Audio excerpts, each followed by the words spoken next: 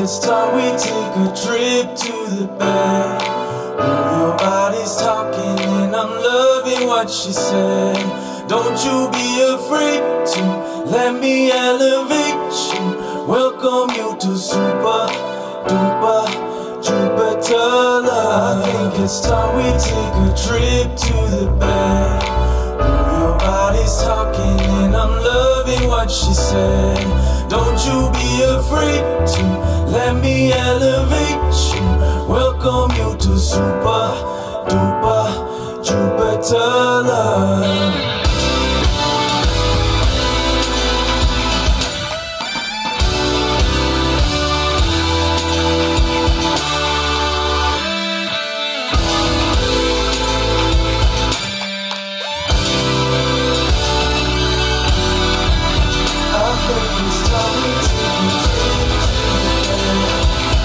Your body's talking and I'm loving what she said. Don't you be afraid to let me elevate you. Welcome you to super duper Jupiter love.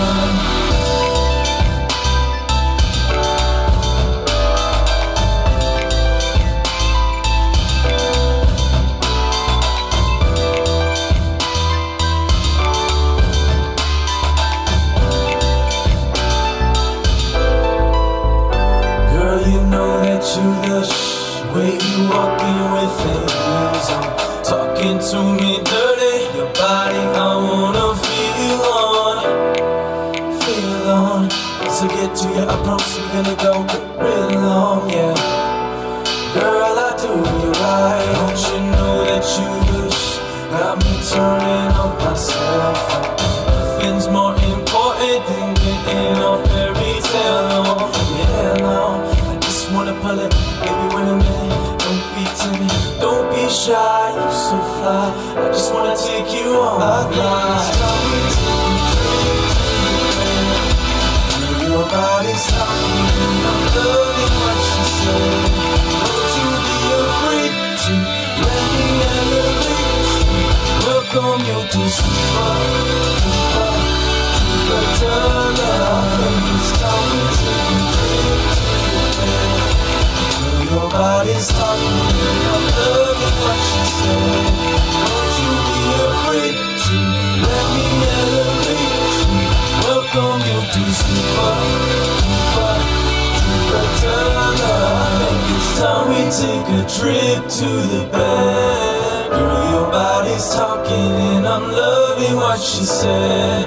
Don't you be afraid to let me elevate you.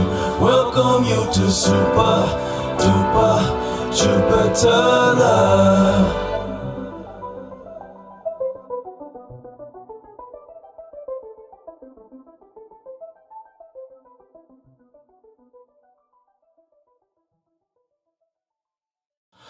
Ooh, baby, I feel right. The music sounds better with you.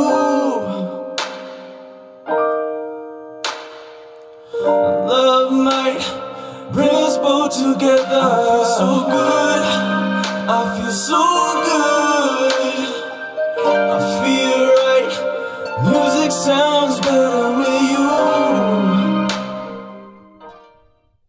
Hello, everyone.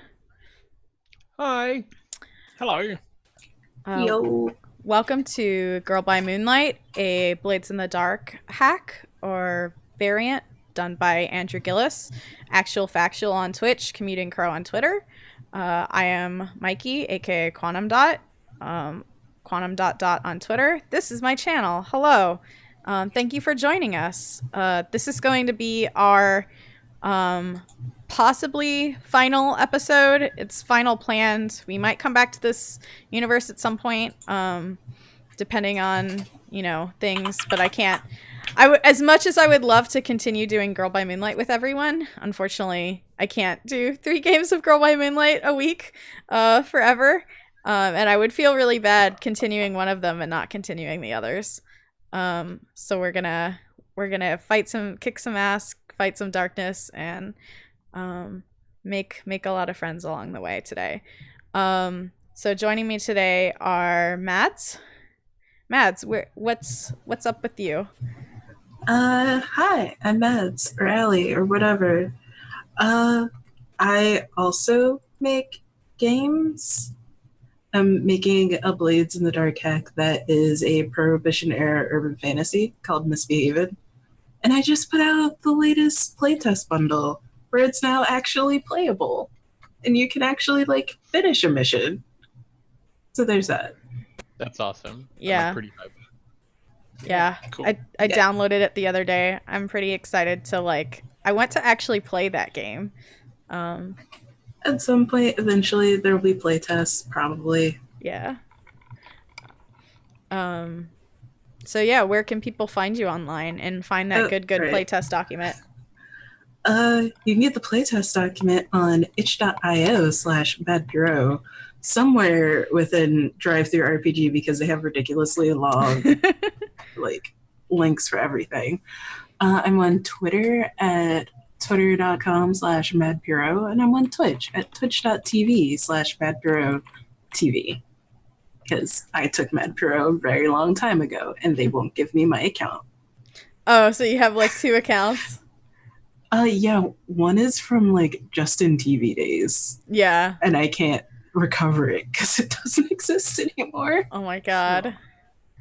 They're supposed to be getting rid of the Justin URLs at some point, or that's what I've heard, but who knows when I'll actually get to it. Yeah, they said that 2 years ago. You're right. I still can't get it. Yeah. And we're also joined by Adrian. Oh, hi everyone. And I have them mixed up on this screen. Whoopsie daisies. Adrian is on the right, Kyle is on the left. I'll fix that really quick. Well, Adrian introduces himself. Hi, I'm Adrian. Adrian Toon on Google+, Matt Adric on Twitter and most other places. I do some role-playing game design stuff. I'm designing and currently have up for playtest on DriveThruRPG and itch.io. Impulse Drive, powered by the Apocalypse role-playing game about misfits and spaceships. There will be a podcast on the Plus One Forward podcast coming out soon where I have a bit of a chat about it. Other than that, you can just talk to me on those places. I love talking about role-playing games, theory, and all sorts of fun stuff like that. So yeah, come and have a chat with me or watch us play this cool game. All right, and Kyle. Oh yeah, I'm Kyle, or Freckled Wonder on Twitter. I am also part of a group that's designing a space RPG where you play as colonists of a new world. And we're just beginning our first initial playtesting phases. And once we've kind of worked out some of the initial kinks ourselves, we'll work on getting it out to other people and let you know where you can find that information out. Awesome. Yeah, I need to get back. I'm excited to get back to hacking my own game, and also playtesting more games, because I guess that's just what I get to be known for now. So, pardon me 1 second as I move things around everywhere. So yeah, we'll be getting to... I should have checked this before we went live. I was checking it and somehow just glossed over it. But yeah, so we'll be doing our last episode. So right before we left off last week, we were doing a mission, started a mission with the engagement roll. It went super well. Yeah. It didn't go super well. No. And we met, what do we call him? I think we said the elusive man, played by Martin Sheen. Martin Sheen, right. To come back full circle on the West Wing references. Yeah. And he was surrounded by 3 armed guards who have their guns pointed at our intrepid hero, Nat. Did we ever give Nat a like magical girl name? I don't know. No, If she had one. she's Okay. yeah, just Natalie or Nat. I'm sure she has one. She But, just hasn't yeah. figured it out yet. Maybe she's just like the knight or defender or something like that. Because I that don't was sort think of like any her of role. us have like a true name. We just have mundane names because Yeah. I don't think true name got added until after we made characters. Yeah, which is fine. It's just funny. So, I mean, I think it fits for you all too, because you're Mhm. like just yourselves. So yeah, I'm gonna switch over here now, where the text is all messed up. I'm sorry. I probably should have different overlays for the different groups, but that's like a level I'm not quite on yet. So Yeah. all right, there we go. That's a little better. All right, so I think let's get right into it, unless there's anything. You all distributed your XP and everything from last session, right? Yeah. Yeah. And did we get we did get a new crew ability, right? I think we didn't did we choose one? Yeah. Redemption. Yeah. And I think you all took your stress that you cleared already there. Right. What's up, Yeah, Adrian? we did. Yeah. No, that's it. Yep. Yeah. So yeah, I think that's everything, unless anyone had any questions or anything before we get into it. I'm good. No, I'm ready. All right.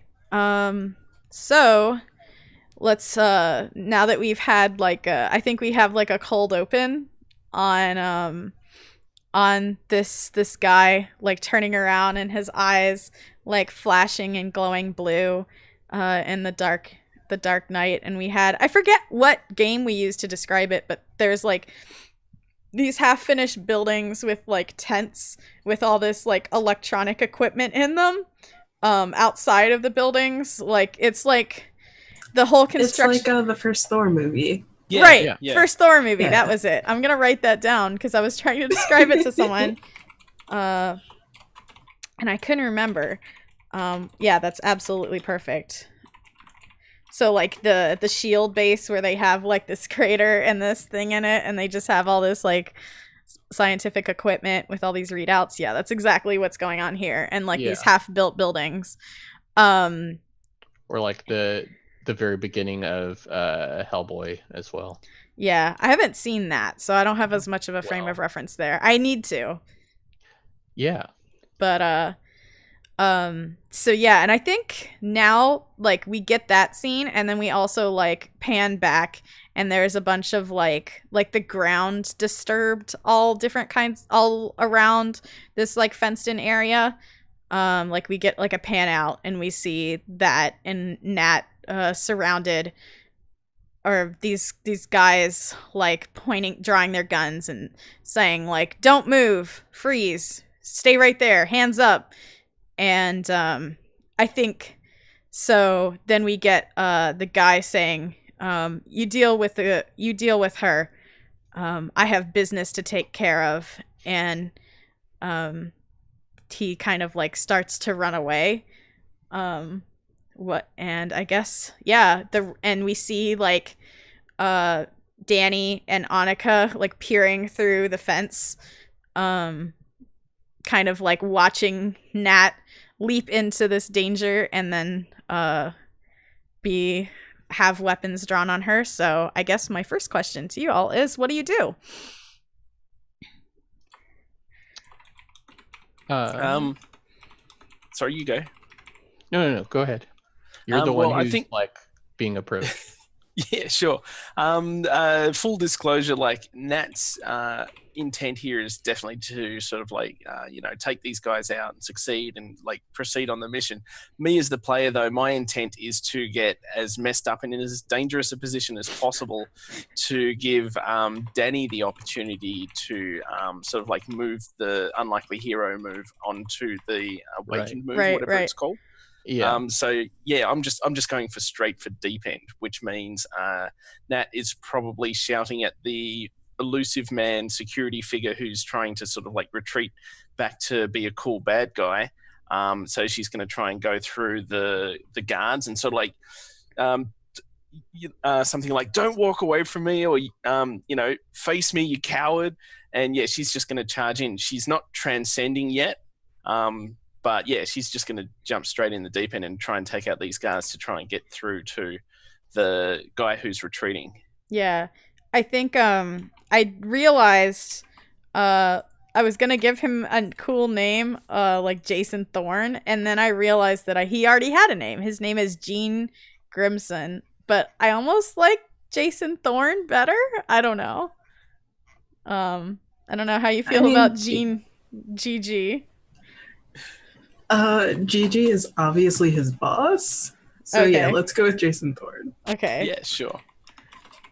GG is his boss. All right. So you're gonna have to take on this squad of 3 people. I think they're mundane. I don't think we get like the blue eyes from them. Although they do have like, I don't want to say like they're Shadowrun cops. Like they don't have like a mask on, but they're definitely like their level of protection belies kind of like what you would think of as a mundane situation. I do think they have tasers. They're not real guns. Just because I don't want to deal with real guns. Well, yeah, they're like security guards. Yeah. Not cops. But are you sure you don't want to include automated gun? I don't know. No. Some kind of automated shotgun. No. Fully semi-automatic. Oh, jeez. Yeah. Wow. This is not Shadowrun, actually. I'm envisioning them as looking very Shadowrun. This is not Shadowrun. There's a distinction. They don't have like they don't have per pocket inventory. No. However, they are definitely in the way of in between you and Jason Thorne, and if you don't put your hands down, they're going to continue to advance on you and like continue to say, drop your weapon, like, and they kind of like are not sure. Drop your weapon ? And put your hands up. Yeah, exactly. Yeah, cool. I said put them up, and they're gonna kind of like shake the taser at you as if to emphasize the threat that they're presenting. And yeah, Nat's beyond sense or fear right now, so I'm just charging in with my sword up. I'm not transcended though. It's just like me and sort of I've got the outfit on, but I haven't got any of the cool holographic armor or anything like that. Right. And I'm still like of normal stature instead of sort of like being the taller, tougher and cooler looking version of myself. So yeah, I'm just gonna charge in with my big ridiculous transistor sword and try and beat them up. So as you do that, I think that Danny's going to begin climbing the fence and yell for you to wait. Oh, jeez. And so what Danny's going to do is they're going to yell to the oncoming guard to stop, that we don't mean harm. We're here to help. Oh boy. All right. This is so perfect. Yeah. All right. So, are you cool to let Danny try to do this before you draw your sword, Nat? I think Danny can definitely say the words, but it's probably not going to stop Nat. But yeah, I'll definitely let Danny sort of make a roll and see where it goes from there. All right. It sounds like you're trying to express, Danny. Yeah, I am trying to express, and I'm gonna push myself on this. Okay. So I can roll 3 dice. Nice. All right. I think this is going to be a desperate limited just because they have scale. You're trying to convince 3 people. Oh, then instead of I mean, spending- unless you like there are 3 people surrounding her, so. Right. I mean, I'm gonna if it's limited, then I'm going to spend my 2 to give myself standard effect rather than Right. rather than an extra die. Okay, so it's Cool. going to be desperate standard then.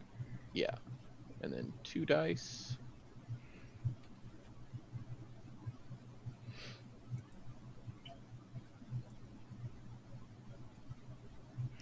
Ooh, all right. Take No. that desperate XP. Yeah. All right. So on a 1 through 3, it's the worst outcome. You suffer severe harm. A serious complication occurs. You lose this opportunity for action. So I think the lose this opportunity for action just makes sense. You're like, no, don't. We don't.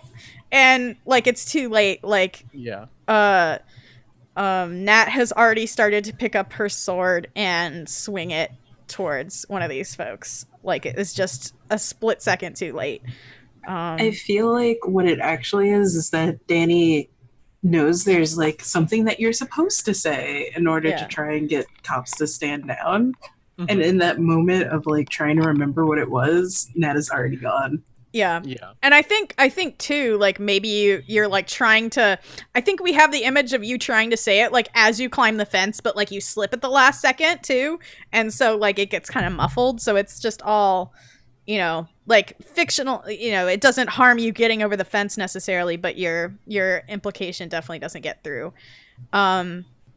So I think Nat, do you want to go ahead and do something to take I do.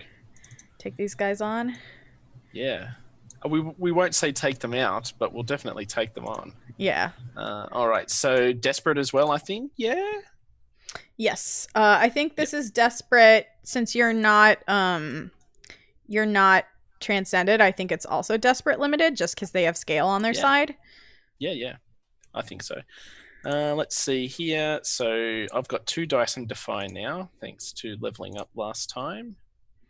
Do I want to push? No, I don't want to push. Well, I'm not going to hit Eclipse if I don't push myself. So, actually, no, because I'm probably going to need to resist stuff. I won't push myself. Yeah. You could I'll also just take a my dark 2 bargain. dice. A dark bargain? Anyone got something for me? I'll take a dark bargain. I was gonna say just like by taking these guys on rather than just running, you run the risk of advancing the darkness clock. So I would get to roll a 1d6 to see how far that I like advances. that. I also like the idea that that's fictionally represented in that whether I take these guys out or not, the cool bad guy gets to get away anyway. Right. I think that's what I want. So I will take an extra die, and let you roll some extra darkness, and I'm not going to. Nat's not going to get what she wants, but either player, I'm going to get what I want either way. Mhm. Yeah. All right. Okay, that's not that bad. So, 4 or 5 on a desperate. You do it, but there's a consequence. You suffer severe harm. A serious complication occurs. You have reduced effect. So you already have limited effect. I don't think it goes down necessarily. Or where did you do that to take an extra die, or did you do that to get increased effect? I forget. No, I took an extra die. Okay. All right. So I think.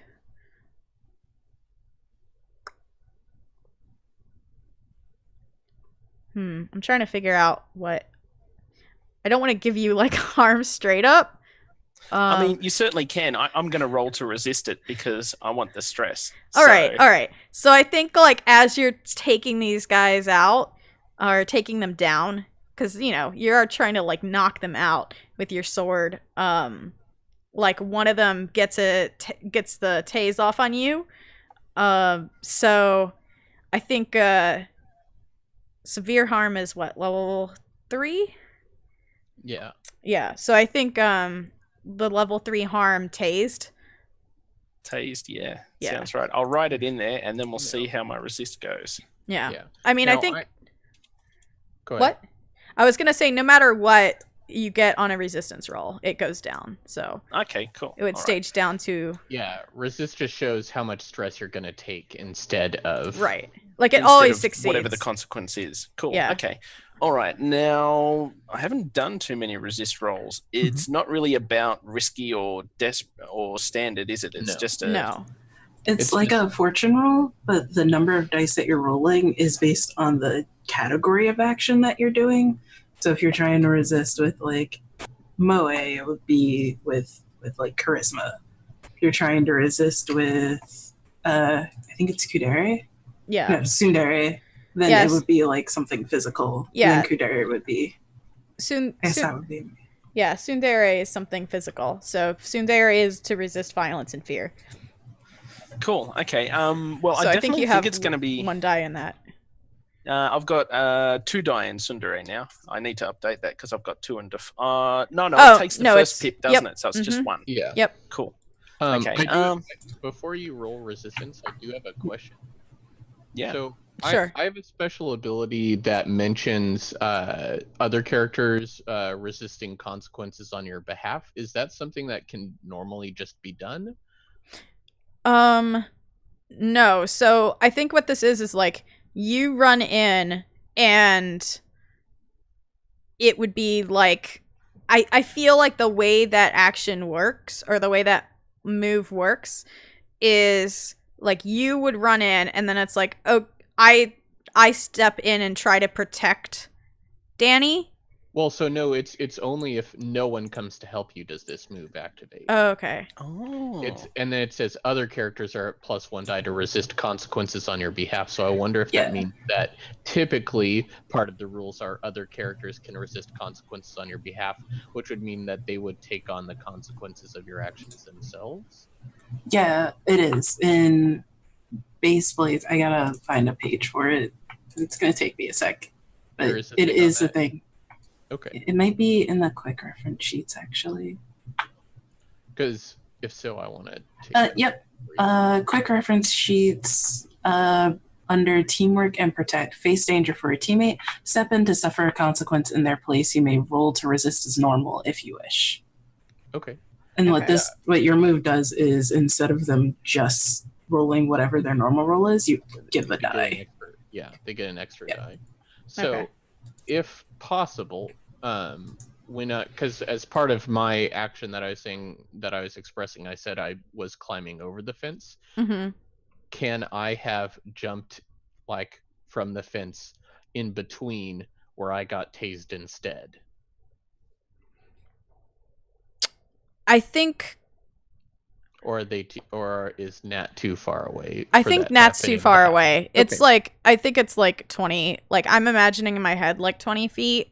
Like she Okay. did like a cool anime leap to get down there. So it's like Cool. close enough to get into in a reasonable amount of time if there wasn't like combat going on. But I think Right. I think it all moved like really Okay. quickly. If Okay. you would have succeeded on the other roll, I think you would have had fictional positioning to be there. Yeah. Makes sense. So fictionally, which of these makes more sense for you? Nat just sort of like brute force toughing it through it, like she gets tased, but she just sort of like just grits her teeth and shakes it off, or is it going to be more like a graceful dodging type thing of like avoiding the shot from the taser?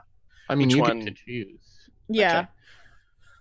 Yeah, I think Nat's character, it's purely just the like, yeah, bring it on, and she gets tased, and like that'll sort of like represent the stress that she takes of like, sure, she might not have the harm, but she's still pretty shook up from the fact that she got hit by a taser.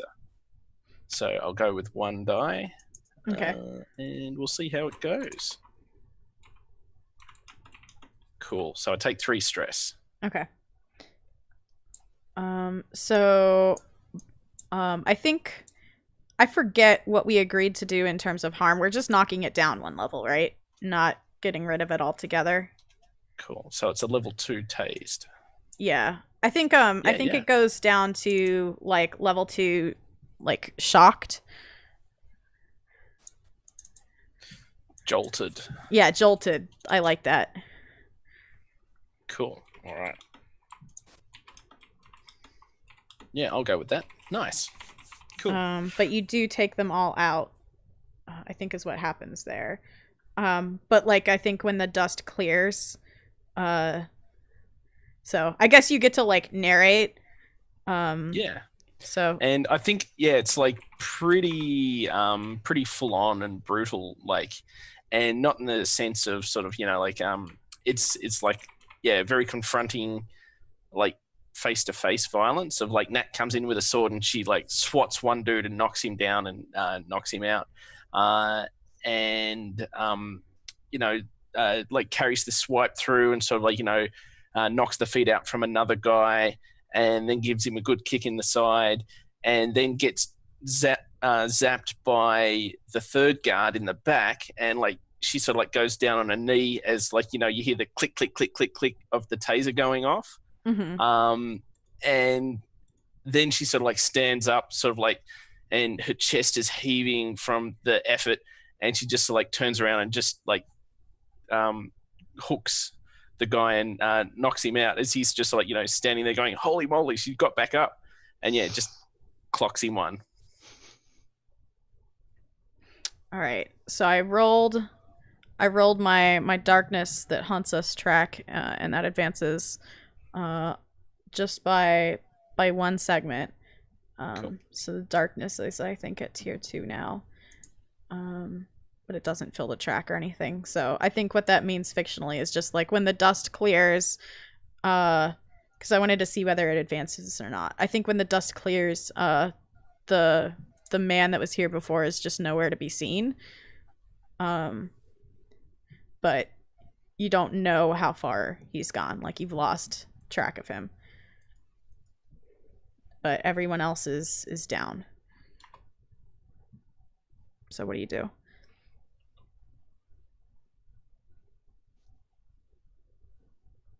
So Nat's ready to go and run in. Cooler heads are going to have to prevail if you're going to stop her from just keep charging into danger. Like, do we get like Nat like looking like frantically left and right, like where'd he go?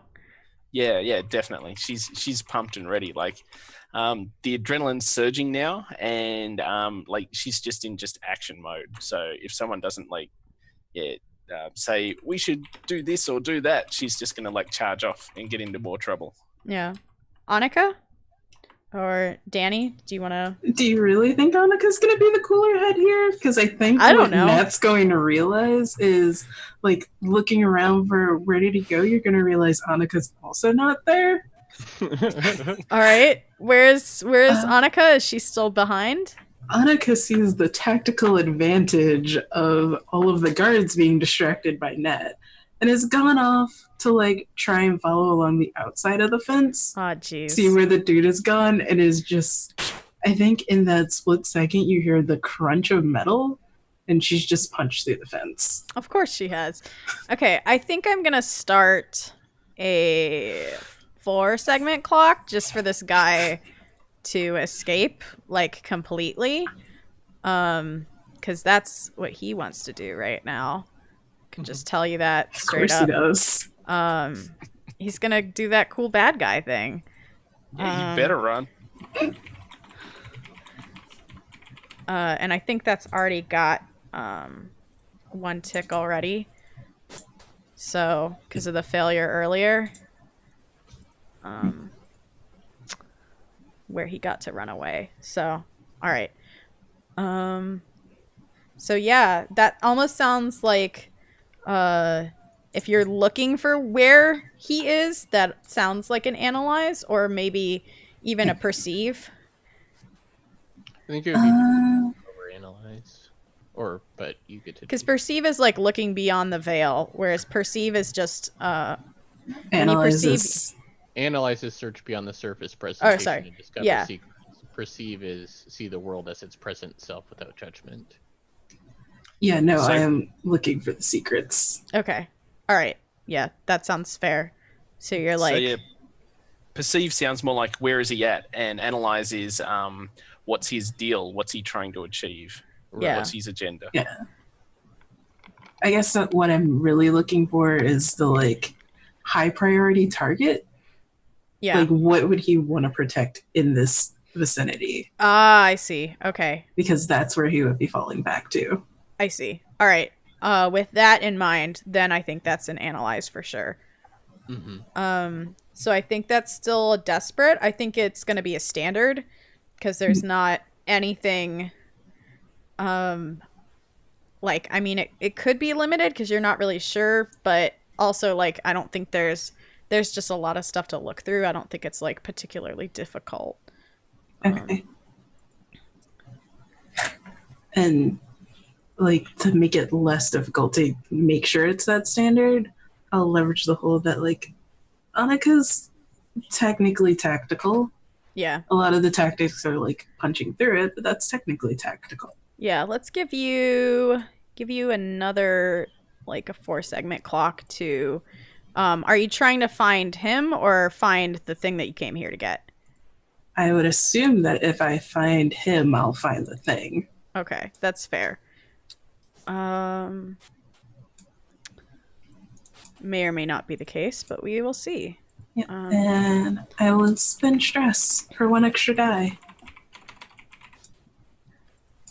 Okay.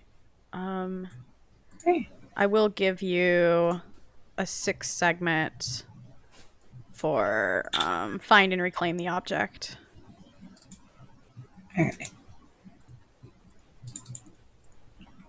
Come on, you.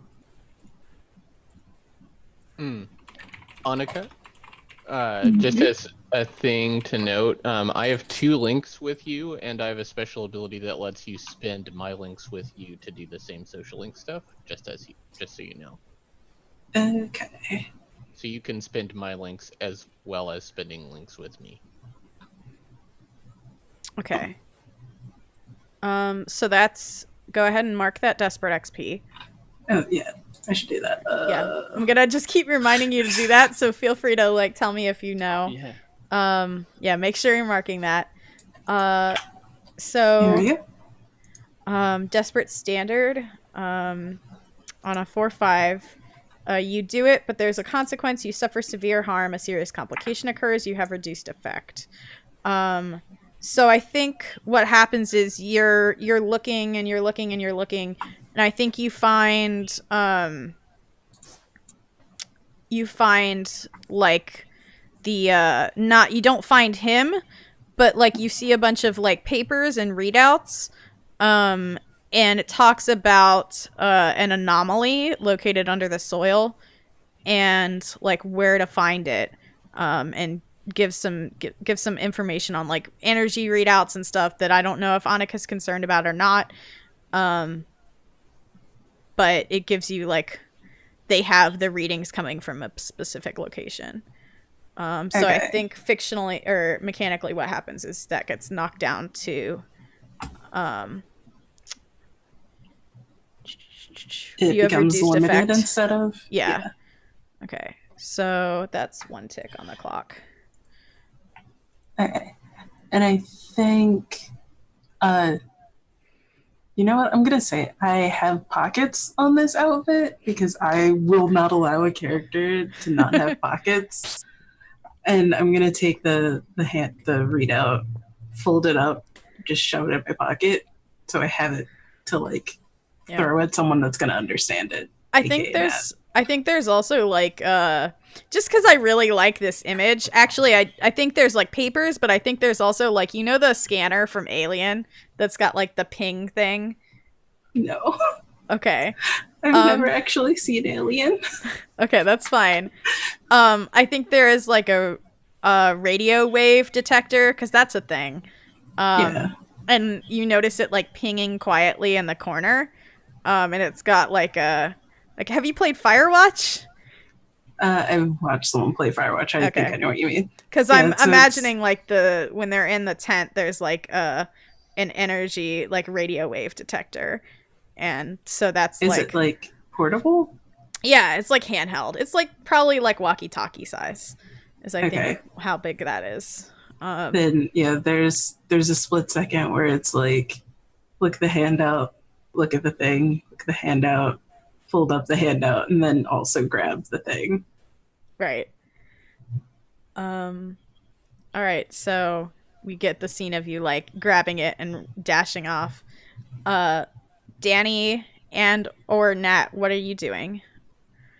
So I think Danny's gonna finish climbing over the fence and head after Nat to Okay. try and stop her. Do you say like wait up? Yeah, I'm gonna say wait up, wait for me. Cool. Like Nat's instinct is just to tell Danny to keep up if they can, and then take off. But if Danny does something to convince Nat that like staying together or working together is the best way to approach it, then Nat will stick around with Danny and they'll sort of like move forward together, I think. Okay. Well, I mean, yeah, I think I can try and convince Nat that going in alone is not gonna help you. I may not be able to help in a fight, but I can try and cool down anyone who shows up. Cool. Do you want me to roll for that, or is saying that enough? No, I don't. Definitely roll for it. Oh, you think so? Yeah, I think roll for it. Okay. Okay. What fair. is the position? I think that sounds desperate still. If Nat doesn't want to be convinced. Yeah. Yeah, I'd say because this is it depends on what's at risk, I guess. Right. So because the position is all about what is at risk. Because if the risk is just you won't listen to me, that sounds controlled. That's or at least risky. But yeah, I think it's probably controlled. But the thing that I think that is the bigger question is the effect that it would have if I succeed. And if I get a say in that, I'd say standard. I think Danny and Nat have enough history now where if Danny talks sense, Nat's more likely to listen. Okay. And it's just all about Danny's cooler head prevailing over Nat's hot head. Yeah, because and the failure is just that you'll continue to leave without me. Yeah. Yeah. Okay. I would say risky just because it sounds like you are taking a chance and the clock is kind of ticking. Right. Yeah. Risky in the sense that we're like inside enemy territory. I think. Yeah. Right. Fine. Yeah. That's what I think. Yeah, I think so. Risky standard. Let's get 2 dice. Now, I've got a link with you. I can spend a link to give you an extra die. Is that a thing you can do with links? No, I would have to have a link with you to spend it, but you could help me, I guess. You can spend a social link to help them without spending stress or needing to be there. Okay. So cool. So I'll spend a link to help you. Yeah. Which is sort of like, that we do like have. How open you are to me. Yeah. Cool. Yeah, so that's a risky standard express, it sounds like. Yeah. So 3 dice. Here you go. There we go. Nice. Almost a crit. Yeah, almost. Got that 5 in there, but yeah. So yeah, I tell you to hold up and let me catch up to you. And how do you react? I think Nat's got that sort of like berserker pant going, where she's just like her shoulders and chest are sort of like heaving up and down as she's like head's darting back and forth looking for someone else to fight or somewhere to run off and find someone else to fight. And as you come up and sort of like say the right soothing words in the right tone, she sort of like takes in this big breath and just lets out a sigh. You're right. What should we do? Where should we go? Yeah, and I think I'm going to lead you in the direction I saw Annika going. Okay. And this is what Nat wants. Danny's taking control. Danny's leading. It's not Nat's promise, but it's Nat's desire. So right. I mean, if anything, I understand more of what you expect from me, and that was my promise to you. Like, I don't necessarily know who I am, but I know the role I play to you. And so it's me fulfilling my impossible promise. But yes, I'm heading off and leading us to the way that Annika went. Okay. Yeah, I mean, I think you probably saw Annika dart off and had a moment of not being sure which way, or like not being sure who to help maybe. So yeah, I Yeah. think you could definitely see that she went like a direction, but past that, maybe you don't know Or exactly. better yet, I think what Annika did was like hand signal. I'm gonna go. Yeah. Well, Like- I think But that no, it's just like it was more like baseball hand signals, where maybe Danny would have understood before, but like now it's just like I don't. Mhm. Well, yeah, and I think the other thing is that Danny sees Annika currently, like they don't think that either head is like really cool enough for the situation right now, but they think that Annika seems to have a plan for where she's going, whereas Nat seems to be just eliminate foes that I see. And so need to wrangle in the one who is hot-headed but directionless to go and bring them to the one who's hot-headed but has a direction. Yeah. And so that's why I went for Annika first. So I think. Yeah, I definitely think Annika is more objective focused, and Nat just wants to get in a fight. Yes. Yeah. So I'm thinking like you started off like here, and then I'm thinking like on the map, and then Annika like ran off to the left. Like, can I draw a line? Like, yeah. That way. Not seeing the line. There. Oh, yeah. Oh, there we are. We're over here. Okay. Yeah. Yeah. I think your video on the thing is... Oh, it is. It's cutting it off. Well, it's also going to be delayed on there. We can just swap to whatever map there. Yeah, it's on the like just yeah, the blue page toolbar tab. You can swap what map you're on. Yeah. There we go. Cool. So you follow off there, Annika.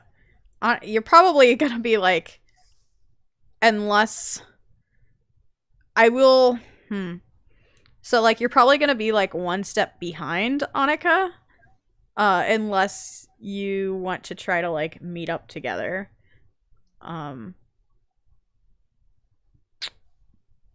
Like as like a fast anime run, I guess. Because I imagine Annika's not gonna like stop. Yeah, she's not gonna stop, but she's definitely leaving a trail of semi-destruction. Okay. I mean, the neatest place that Annika's been is gonna be like wherever all those notes and everything were, but it's gonna look disorganized, but you might not be able to tell that like this is Annika disorganized. Well, no. There's probably a very particular way that Annika like sorts papers, and it has just like automatically sorted this the way it should be. Like there was a mess of papers there before, and now like everything is a mess of papers except like the organized shuffle next to this computer, and like other radio equipment and like walkie-talkies, and there's just like a nice. So yeah, there's like one single stack of papers that's like set like straight, and then like 15 degrees, 15 degrees, 15 degrees. Oh my god.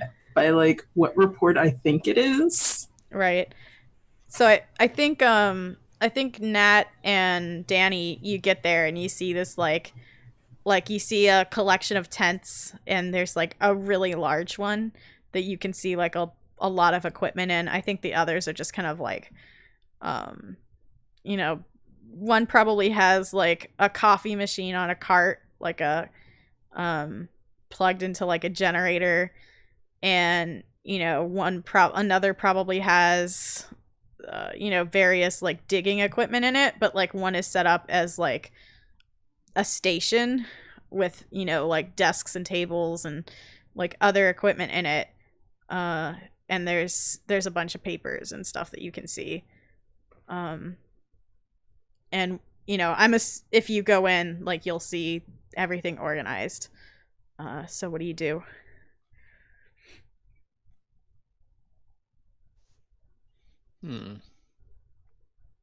So yeah, like, I mean, I'm still trying to find where Annika is, because Annika's left at this point, correct? But Yeah, I just see yeah. the organized bit. So yeah, I'm gonna try and, I guess, like, clue in, or actually, You also have your sword.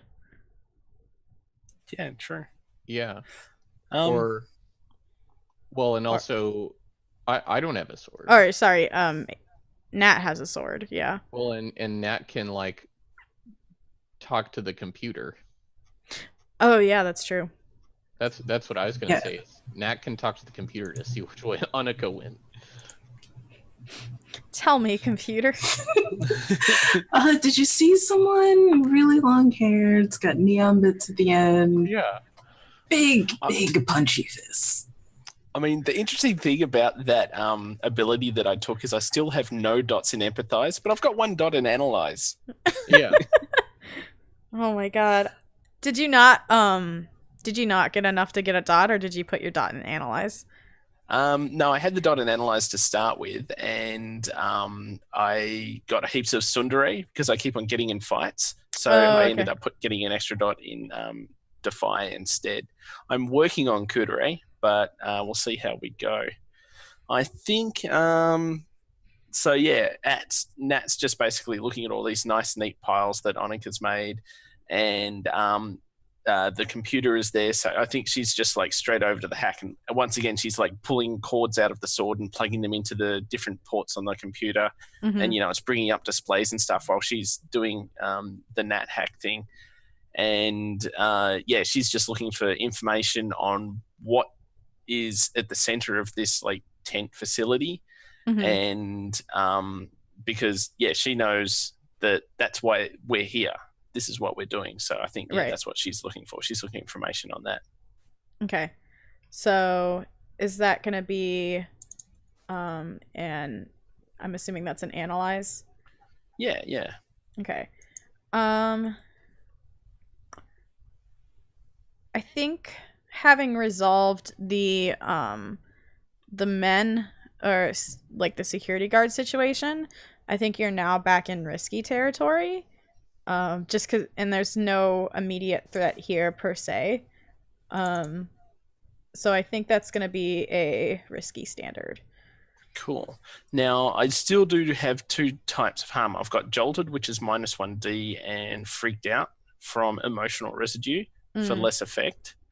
So would that bump it up to, or bump it from standard to limited? Limited? Yeah. I think especially with an analyze action. And jolted would take me back down to 0. Right. So you could either push yourself or take a dark bargain. I'll push myself. Okay. I think I've got enough dark bargains right now. Let's see. So we go risky. I'm pushing myself for the extra die, so we're still at limited. A number of die. 1. No extras. 5. I'll take it. Okay. Yeah, that's not bad. So on a risky, you do it, but there's a consequence. You suffer harm, a complication occurs, you have reduced effect, you end up in a desperate position.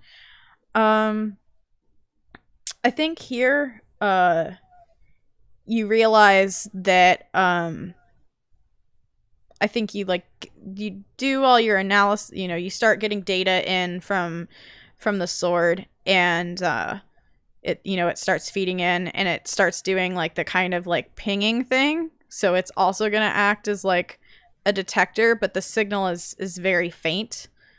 And you realize that Annika's probably like way ahead of you at this point. Like, it takes a little while.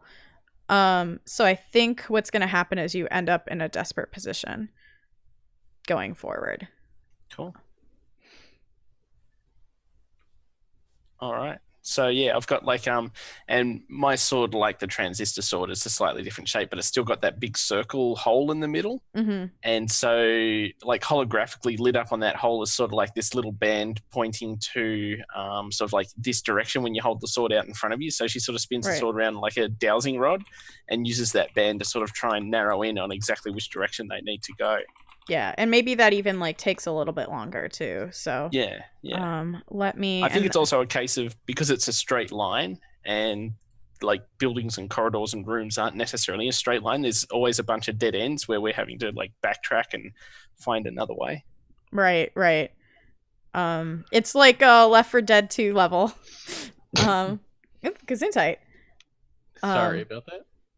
It's you have all these tents and like you go to one and then realize that like there's like a like another bit of fence in the way or something. So I will go ahead and give you, I think, another tick on the find and reclaim the object clock, but not on Jason necessarily because you're not really looking for him. Yeah, I was looking for the object. Yeah. And Annika. So Annika, it takes a little while, but you eventually this starts like pinging more and more in a particular direction, and I think eventually like it opens up to like a scene of like, you know what, we're just gonna like a bigger hole, and like they've been digging for something for some time but like can't quite find it, and I think you see like Jason Thorne like standing at the edge, and he has another security guard with him, and he's like, dig faster, you fool, they could get here at any time. He's like, I'm on it, I'm digging as fast as I can. And so you see him, and I think he like looks up, and you lock eyes across this like long distance, and we get like the scene of like him and the scene of you like sliding into view. So what do you hear? And I think there. what Annika's first gonna do is just take the little detector thing, hold it out to the side, drop it like a mic, and transcend. Oh my god. Yes. All because right. that's what I would do. All right. So describe to us again what your transcendence looks like. That's a really good question. It's been a while. Hold on. I can help out if you would like. I do remember the cool hair. Yeah. Yeah, it's like you get that like 80s style like things going by quickly and leaving a light trail. Like hair turn like at first just looks like it's blowing in the wind, then starts getting a little bit longer and turning into like an LED rainbow. And I think kind of with like a LED strobe light effect. Yeah. Like it's constantly cycling through this rainbow. It's very obviously no longer hair. Yeah. So I want to be I want to be clear. Like you physically see him, but you can't like lay hands on him. He's very far. Like this. That's what the transcendence is for. Like, yeah. I have I'm just plan. letting you know. Okay.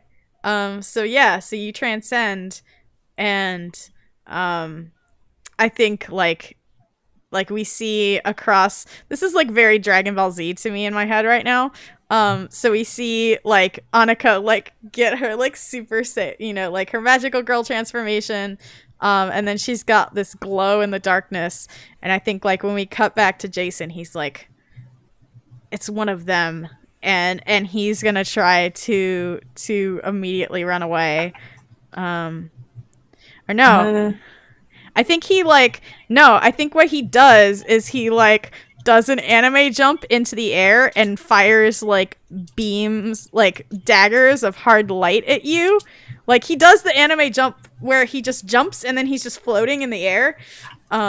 This is perfect because he's doing a move that rarely uses in DMC Devil May Cry, and I was planning to use a thing that Dante does in DMC God. Devil May Cry. I am going So he's to jump up, and it's not going to be a very high jump, but then I'm going to like hang in the air for a second, then fall down and punch myself up in his direction directly into an uppercut.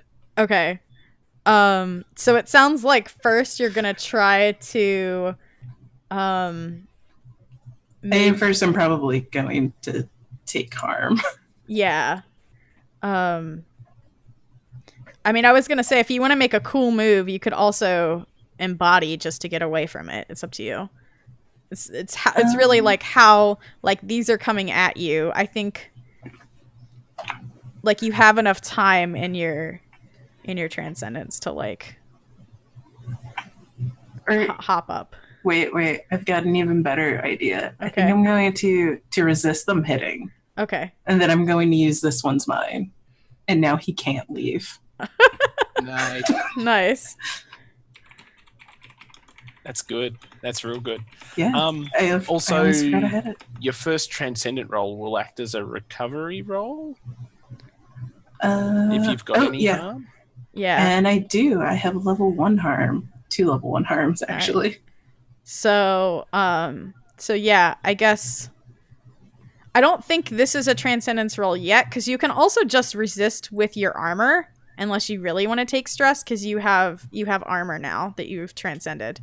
Yeah, but I gotta save that armor. Okay. So I'm gonna resist. Okay. I don't think a resistance roll while transcendent counts as a transcendence roll, because it has to be on the track, so it has to be an action. Oh, okay. So it sounds like you're resisting with Tsundere? Yes. And that I have 2 dots in. Okay.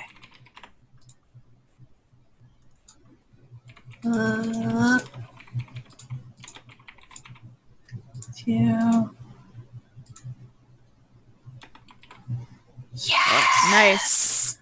I just bat them completely. Like, take a fist, bat them out of the air with this look on my face. Like, really? Come on. What is this? Is this your first mission? Is this your first time fighting a magical girl? Come on. I think he grits his teeth and like just then starts like, yeah, so you use this one's mine, and I think he like grits his teeth and he's like, I can't let her get away, and like moves to try to attack you again, but you have the upper hand here. And I think, or like you have the initiative here, as it were. Yeah. And I think to make it, to add insult to injury, I do that like Shinsuke Nakamura, come on. Oh my god. Yeah. We're just gonna make him very angry, and that's how the move works. Okay. Well, I mean, if you're taunting him, he's gonna like come right at you. Yeah, that's what I want. Okay. So he does like he glows with like this blue glow and totally does like the Dragon Ball Z like shooting forward at you then. Yeah. And I plan to punch him directly out of the sky. Awesome. Okay. So like when he gets close, you're just like readying and then you're gonna punch him. Yeah. I think there's like the one like torso turned, because proper form, like arm cocked back, and the other arm is forward. Like, all right, gonna be at this angle. And what position am I in? I think this is gonna be risky. Okay. Just because he is an agent of darkness, but I don't think it's desperate because you have more control than that over the situation. I think it's gonna be standard because you're both. He's like not like it would be great if he was some kind of like low level person, but he's not. He's super not. So risky standard. All right. I will take those 3 die. Nice. Well, I clear all my stress, or I clear all of my harm. Right. Not stress. What was your harm clock out before this? It was Where'd it go? Oh, wait, no. I rolled a 5. So that's So I'm 2 at segments. Okay. Yeah. All right. So risky on a 4/5. You do it, but there's a consequence. You suffer harm. A complication occurs. You have reduced effect. You end up in a desperate position. I think what happens is you have reduced effect because you think that that you're gonna just punch him out of the sky like completely. And what you end up doing is just like he like crosses his arms forward at like the last second, and like a wave of blue comes up that when you punch it like explodes into like the code and glyphs that you saw before, and like it just punches him back in the sky, like, and makes distance between you. So you're gonna have to go at him. So I think that puts you in. I think you have a reduced effect. Okay. Or no, sorry. No, I was reading desperate, not risky. Yeah, you have reduced effect. You end up in a desperate position. So yeah, I think you just have reduced effect. So rather than have 2 ticks on this fine destroy clock, you just get 1.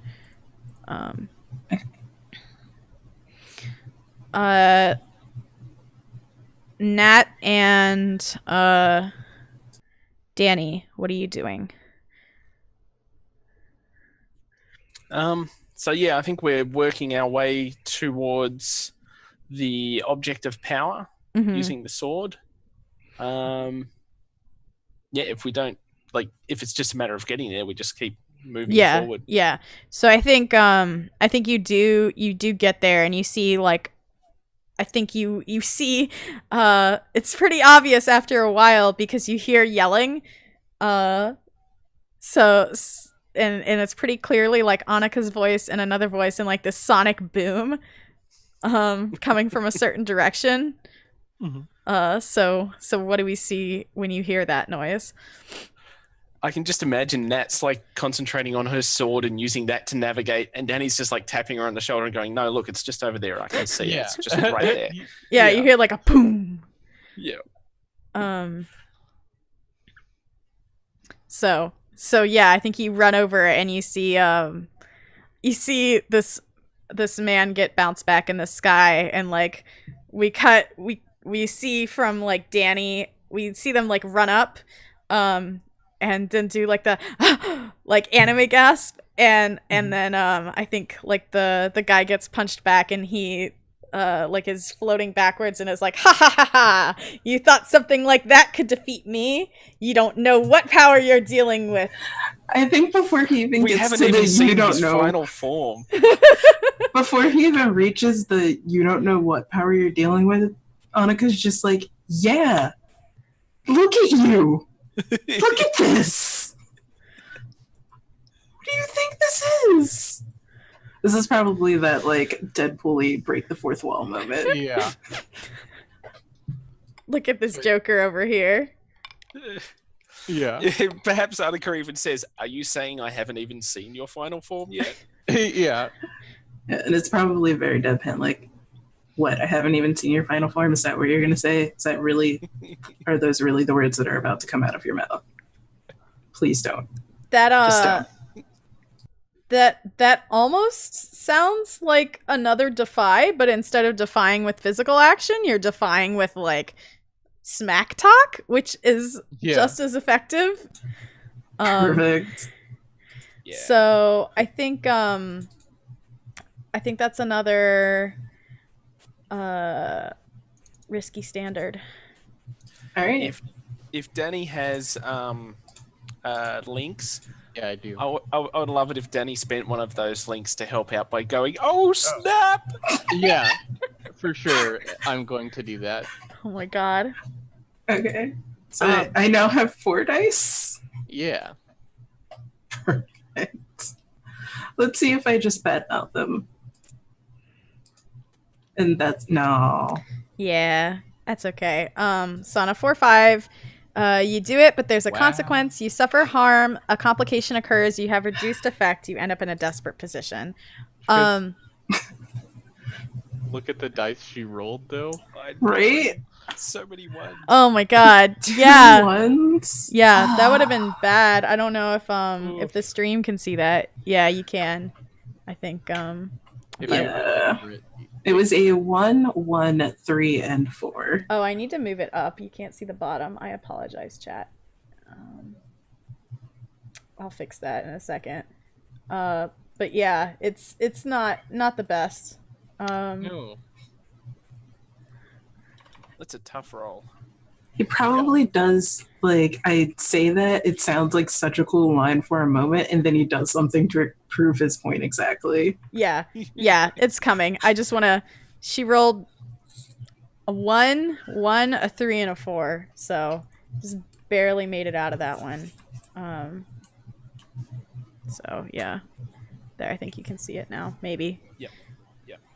Just barely. But okay, so we've got some options here that I need to choose from. There's this consequence. So first, let me mark this. Well, actually, I gotta wait. You suffer harm, a complication occurs, you have reduced effect, you end up in a desperate position. I think what happens is you're standing there taunting him, and he gets so frustrated, he, like, winces and then, like, growls even more and comes up to punch you and, like, rages forward and just, like, I think hits you with, like, a Hadouken of, like, hard light, that, like, comes flying at you to hit you directly in the chest, and it's got, like, on the edges, it's, like, turning in, on the edges, rather, it's turning into data. So you do get... Like, I think, does he, like, swole out and start tearing his, like, nice suit and stuff? Well, no, because I don't think the darkness would ruin a good suit. Yeah, also, he's a shoujo villain. But He's also- not a shonen villain. If he is a shonen okay, villain, yeah. probably. Have you seen the villains in Sailor Moon? They keep that uniform immaculate the entire time. It's That's true, why he's it's flying true. in the air. Right. So I think, but I think that this is the time where I want to dive in front and be in the blast instead, and take that damage instead. Okay. And this is Yeah. level 2 harm, you said? Yeah, because it's a risky. So it would be a level 2 harm, blasted. Yeah, Yeah. but I do get to resist. Still correct. So Yeah. to And be- I think how Danny even gets to pull this off is that Annika's just not paying attention to this. He's Yeah. probably turned and just, like, about to say, like, Matt, look, that guy over there is digging, and, like, as she's saying digging, turns and sees this blast coming, and it's just like, well, So are you trying to use hubris. are you trying to use its only mortal, or No. oh no, worth No, saving? I'm not using a special ability at all. Oh, you're just jumping in. Okay. I'm just jumping in to accept the blast instead. Okay. But yeah, and this isn't severe harm anyways, so it wouldn't get my only mortal. So But, maybe what you do instead of jumping in and like, do you taunt him and cause the blast to come at you instead? Yeah, I think that's what I do, and I'd actually like to use my moe to resist this, like my innocence and sacrifice for my friends Okay. is what I'm using to both accept the blow and resist it, because he's basically sending out, like, concentrated hatred. Right. So what do you do to get him to shoot this blast at you instead of Annika? I think, like, as he was just insulted, like, I come in and yell that I'm the one you want. Oh, geez. Okay. And then he's like, I think he's like, does a tisk foolish mortal, and Yeah. like shoots the blast at you. So go ahead and resist with Moe. Yeah. Oh, Nice. All right, so I don't take any. I think it stages down to a level 1. No. Well, no. I don't take any stress, is what I said. Oh, yeah. Yeah, Sorry. Yeah, no stress, but but it's a level 1 blasted. Yeah, so I think it goes from a level 2 blasted to a level 1 with like Level 1 minor tinnitus. yeah, like yeah, I think like tinnitus is good. Like it throws you off a little bit and you're or like shocked, like shell shocked almost, because like Yeah. this is a really powerful blast and you've just been hit by it and you've never felt like something like this before. Cool. All right, so yep, I've got level 1 tinnitus. I imagine when Danny does that and takes the blow, like we get like this little glimmer of, it looks almost like reflected light from the center of the pit that's being dug. Like we don't get to see what's down there, but we get to see that it's kind of reacted to Danny taking action. Yeah, I think so. Yeah, and I think like after I take that blast, I want to walk up to him and say that I may only be mortal, and you were one once too, and I can help you be one again. And I'm gonna I think that's express to try and convince him to yeah. to quell inside Okay. what's going on. So I assume this is you desperate. like grit your teeth and stand up again. Mhm. Yeah, I think that's desperate limited for sure. Yeah. No, I'm gonna, unless someone wants to help me, I'm gonna push myself. Well, someone should. I'll help. Yeah. Is there a dark bargain I can take to increase the effect?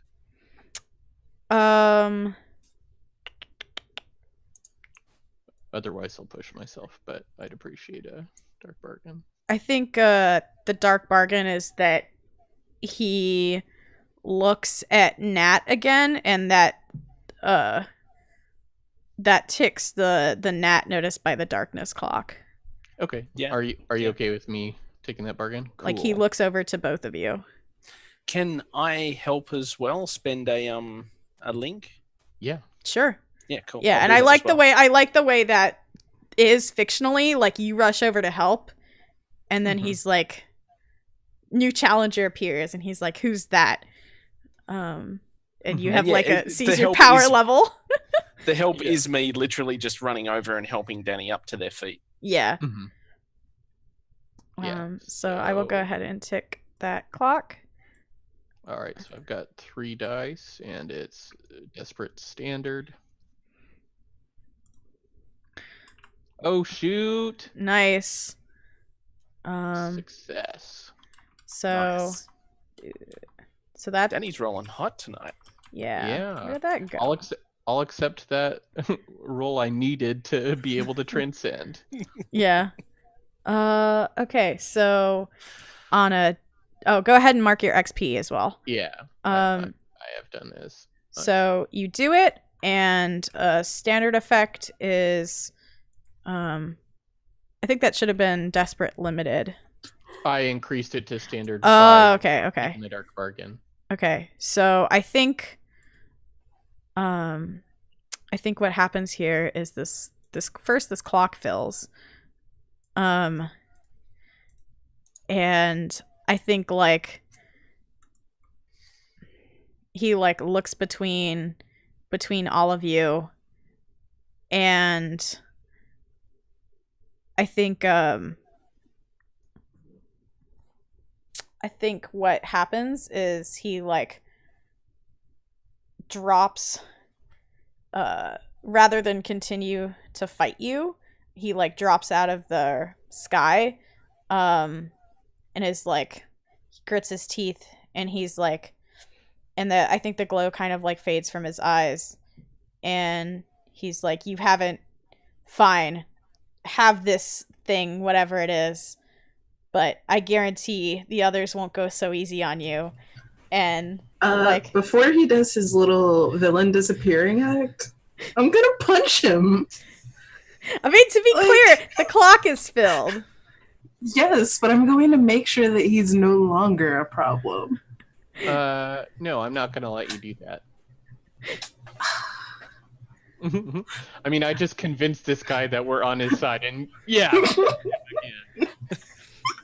I'm like, hey, you're human, and I'm gonna help you be that way. And then they're like, okay, I'll stop. And then Well, you probably see Annika like measuring and trying to figure out trajectory. It's like, Oh, all right, jeez. if I take a running leap this way, and it's definitely obvious what Annika's about to All right, do. it sounds like you're gonna have to convince Annika not to do this. I think you could do it without a roll, though. Okay. Yeah, I think like just as you're leaping towards him, Danny just turns around and gives you like a really somber look that indicates to stop. And I think it was right before like very start of that running leap, and Annika like slows to like a jog and then stops at the edge of this pit and is looking at Danny like, huh, maybe they finally figured it out. And is gonna like put up her hands. Maybe the fists like stop glowing quite as brightly. Like they're still there, but it's not as much of a threat anymore. It's gonna back up. That was my promise. Mm-hmm. Yeah, so I think he like looks at the security guard and he's like, I think like tells him to stand up and stop digging and like wipes a hand over his eyes and says, "Forget you ever saw any of this." And just like says, "Come on," and they walk off, but he's not gonna cause you any more trouble. And he has some food for thought. So yeah, the dust clears. He's gone. And like, to be clear, like you've given a pretty convincing argument, but he can't just like not go report to his boss, right? Yeah. So like he has a lot to answer for. Yeah, like Annika's solution would be make it so that he can't report to his boss. Right. Which would have probably ended in death. Also, But- like I think he knows who. Like I think somehow like Danny's just Danny, right?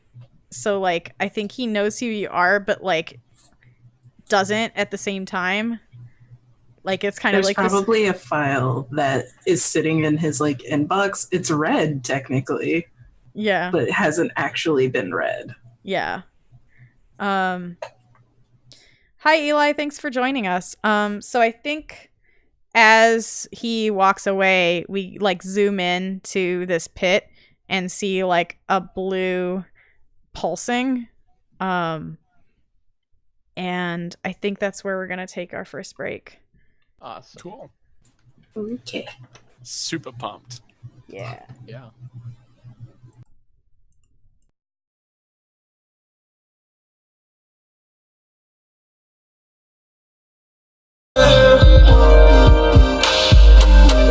Feel right. Music sounds better with you.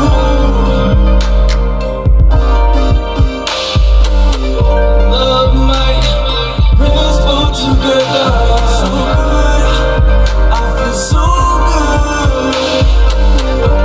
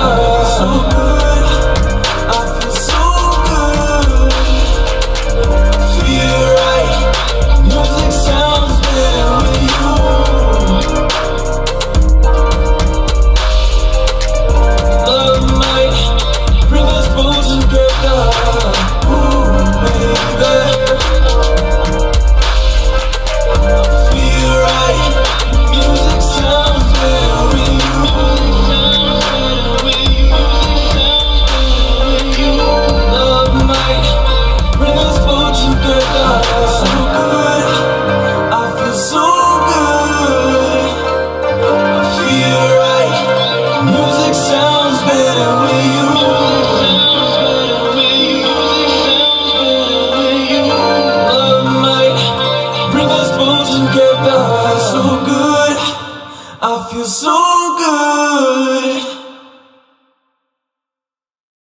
I'll be waiting.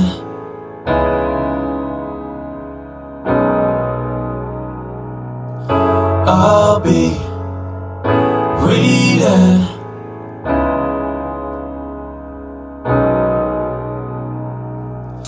I'll be waiting.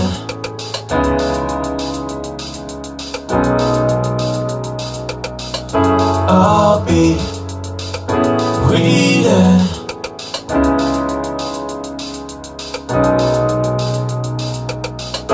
I'll be waiting.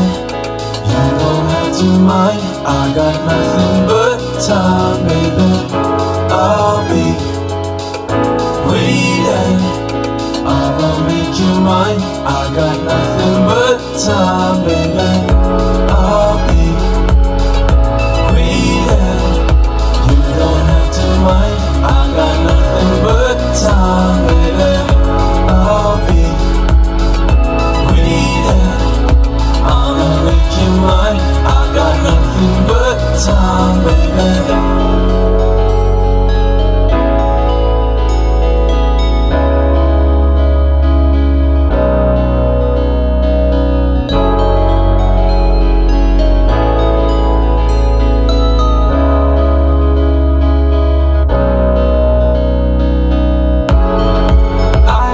Wanna know if you wanna go out somewhere different, somewhere far. I just wanna know, 'cause I just wanna know if you wanna go out somewhere different, somewhere far. I just wanna know, 'cause I'll be waiting. You don't have to mind. I got nothing but time, baby. I'll be waiting. I'ma make you mine. I got nothing but time, baby. I'll be waiting. You don't have to mind. I got nothing but time, baby. I'll be waiting. I'ma make you mine. I got nothing but time, baby.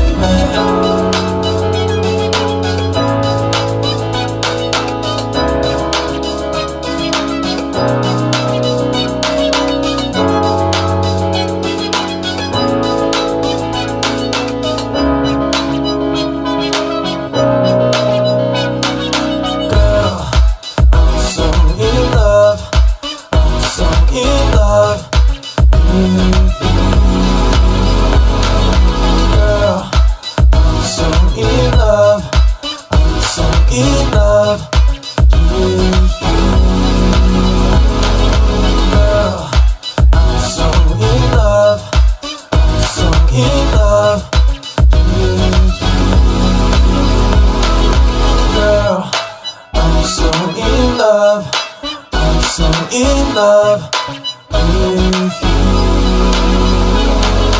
I love you. I love you. I love you. I love you.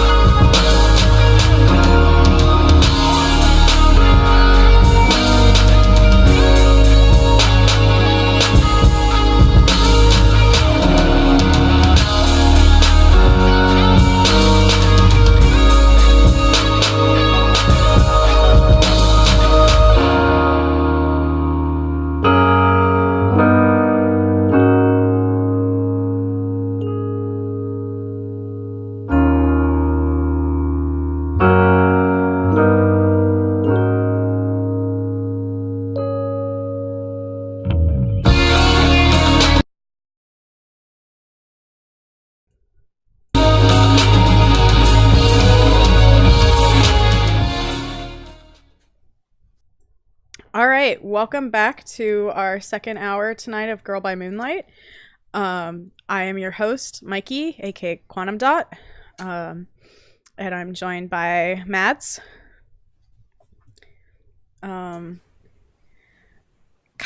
who now is switched again.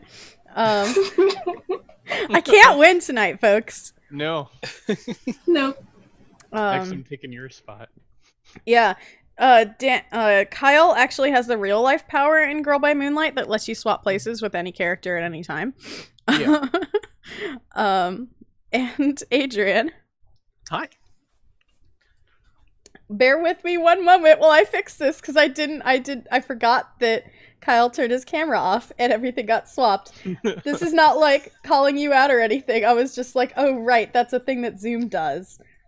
Oh, Zoom. Why? Oh, Zoom. I mean, it's better than the alternative, so I'll give it that. Sure. Yeah.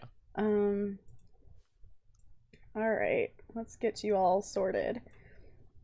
Okay.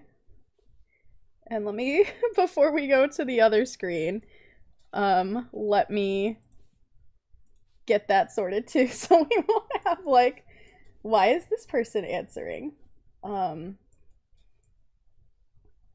I know that you're here. I'm here to complicate your life, but But also, we're here to complicate yours. Yeah, That's how exactly. RPGs work. It's true. All right. I'm pretty sure it says in my agenda, make the GM's life not boring. So That's very true. That is very true. Okay. Let me scoot that down. Oh, come off it. There we go. All right. All right. I think we're good to go back to the game, in which I don't know what idea I had for this, but it's now Thor, mixed up with Dragon Ball Z, which, you know, as you do. pretty much the same thing. Yeah, if we're being honest. I mean, basically, yeah.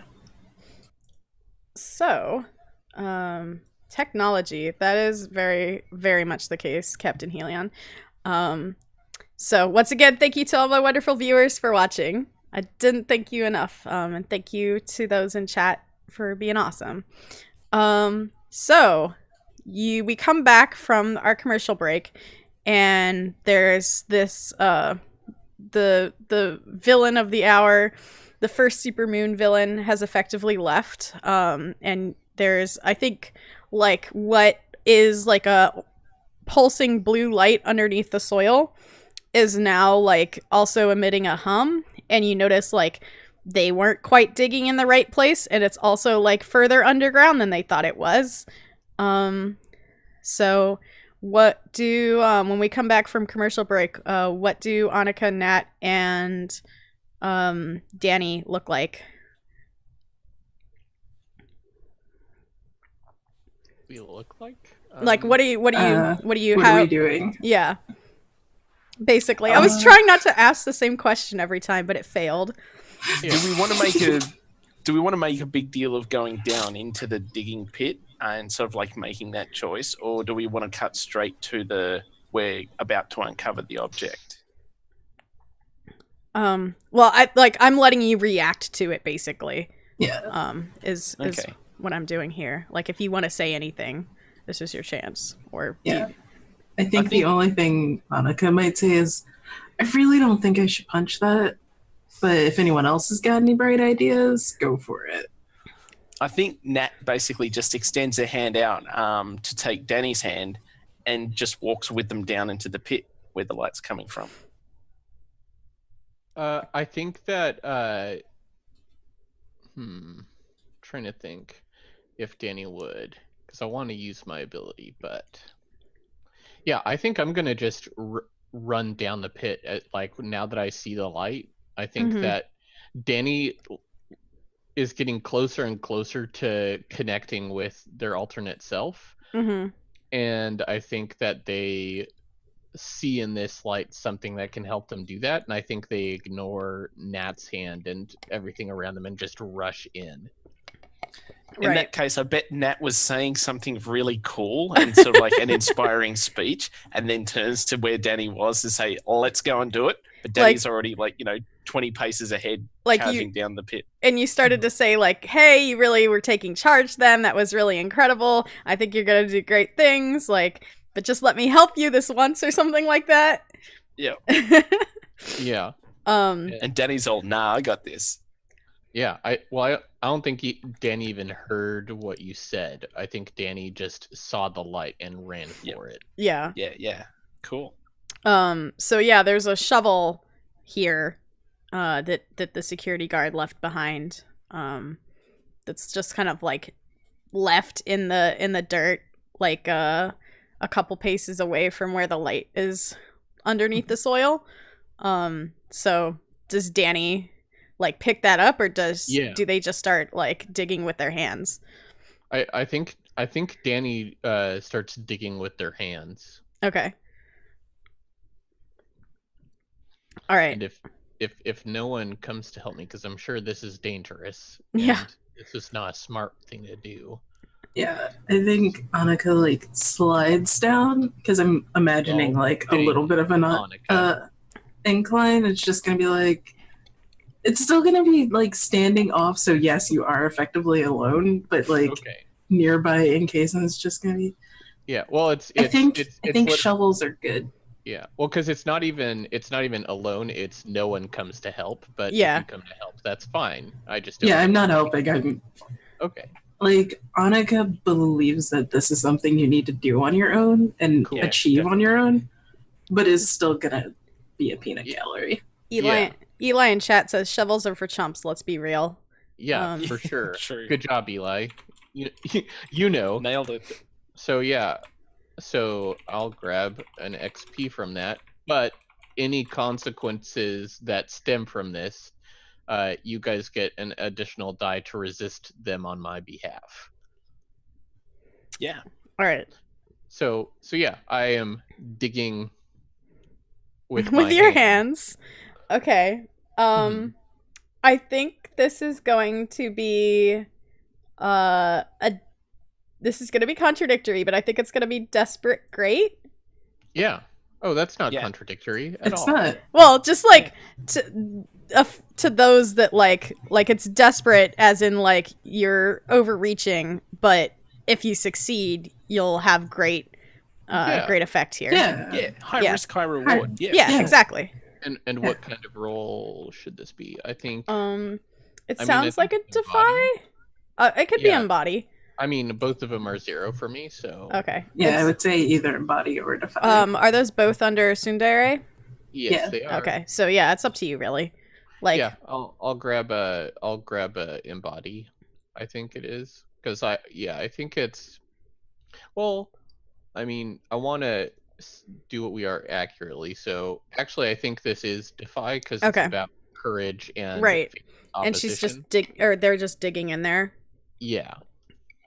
Literally. Okay. Hey, that's not too bad for rolling 0 dice. Yeah. That's not bad at all. What was your other die like? Oh, it's only a 5. So same result actually. Same deal. Yeah. So first let me fill that clock. Because that fills. So on a desperate roll, make sure to mark your experience. Yep. You do it, but there's a consequence. You suffer severe harm. A serious complication occurs. You have reduced effect. Okay, I think so. I know exactly what happens. You strike into the ground finally with your hand, and like a blast of rainbow light comes up and like goes to engulf the like pit that's there. So everyone take a severe harm enlightened. I don't know what else. So or roll to resist. So question. Can I lead a group action in resisting? Is that a thing? Is there a group resist? I don't know if there's a group resist. I don't think so, but I think that since this is a complication from my action, you guys will get each an additional die to resist. Yes, that's exactly what's happening here. But I won't. Right. Even though this is not a consequence. Well, you're not resisting on my behalf. So maybe you actually don't. I don't know. I think that's a GM discretion because I was giving it fictional positioning to give them that. Yeah, like maybe Nat, like Nat or even Annika could, like Nat definitely would. like it's engulfing, so actually like maybe it's not Nat even. Maybe it's just, excuse me, because basically what I'm trying to do is give fictional positioning for someone to resist on your behalf. So maybe it's just Annika and Danny, and Annika resists on behalf of Danny. Yeah. That would make more sense. Like it just engulfs the two of you, or so really like Danny's the one being hurt, but you can resist on behalf of Danny. Then yeah, Annika would probably, like, what Nat sees is just Annika mutter a curse under her breath and then go darting towards Danny before like your vision of that area whites out. And I will resist on behalf of Danny. Okay. Yeah, so to be clear, that was my mistake. Nat is not involved in this at all. Okay, cool. So I'm just sort of standing back with my like hands shielding my eyes and watching the silhouetted figures. Yeah. Now basically. am I still resisting as well, or you're resisting on my behalf? I'm resisting on your behalf, I believe. Yes. Okay. Yes, that's what it sounds like to me. Cool. Okay. So you get +1 die.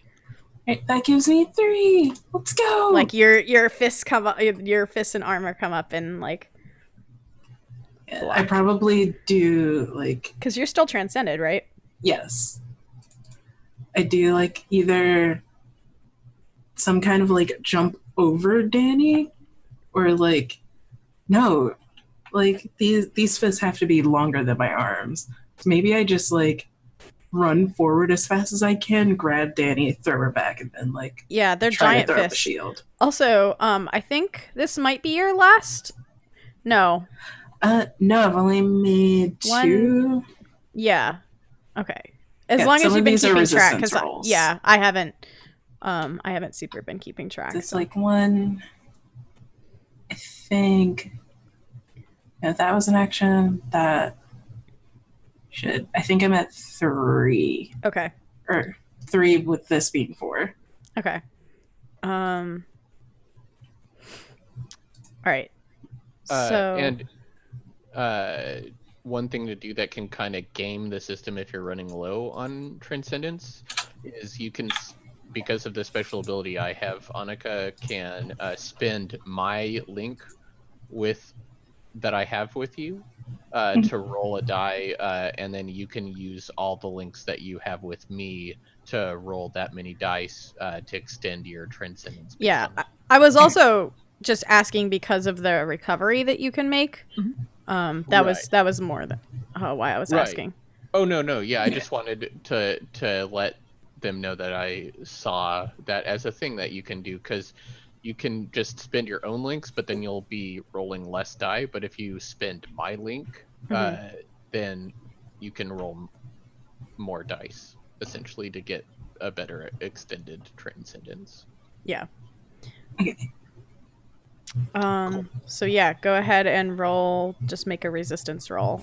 Using, it sounds like Tsundere. Yeah, and that was a 5. Okay, that's what that was. Okay. So go ahead and mark down your 1 stress. So how much stress does that leave you at? I am now at 6. Okay. So very, very close, maybe. Yeah, because there's 9 total, with the 9th one being Eclipse. Yeah. So yeah, I'm right at that edge. Okay. So yeah, so this rainbow light, like, you blast away and you're left with like a box, like a gray, like, metal box with like a blue panel on the outside. And it like hisses and like clicks and hisses and opens up, and you see so what does your Transcendence weapon look like, do you think, Kyle? Mine? Yeah. So I think that I don't think that Danny or my transcendent self has a weapon. Okay.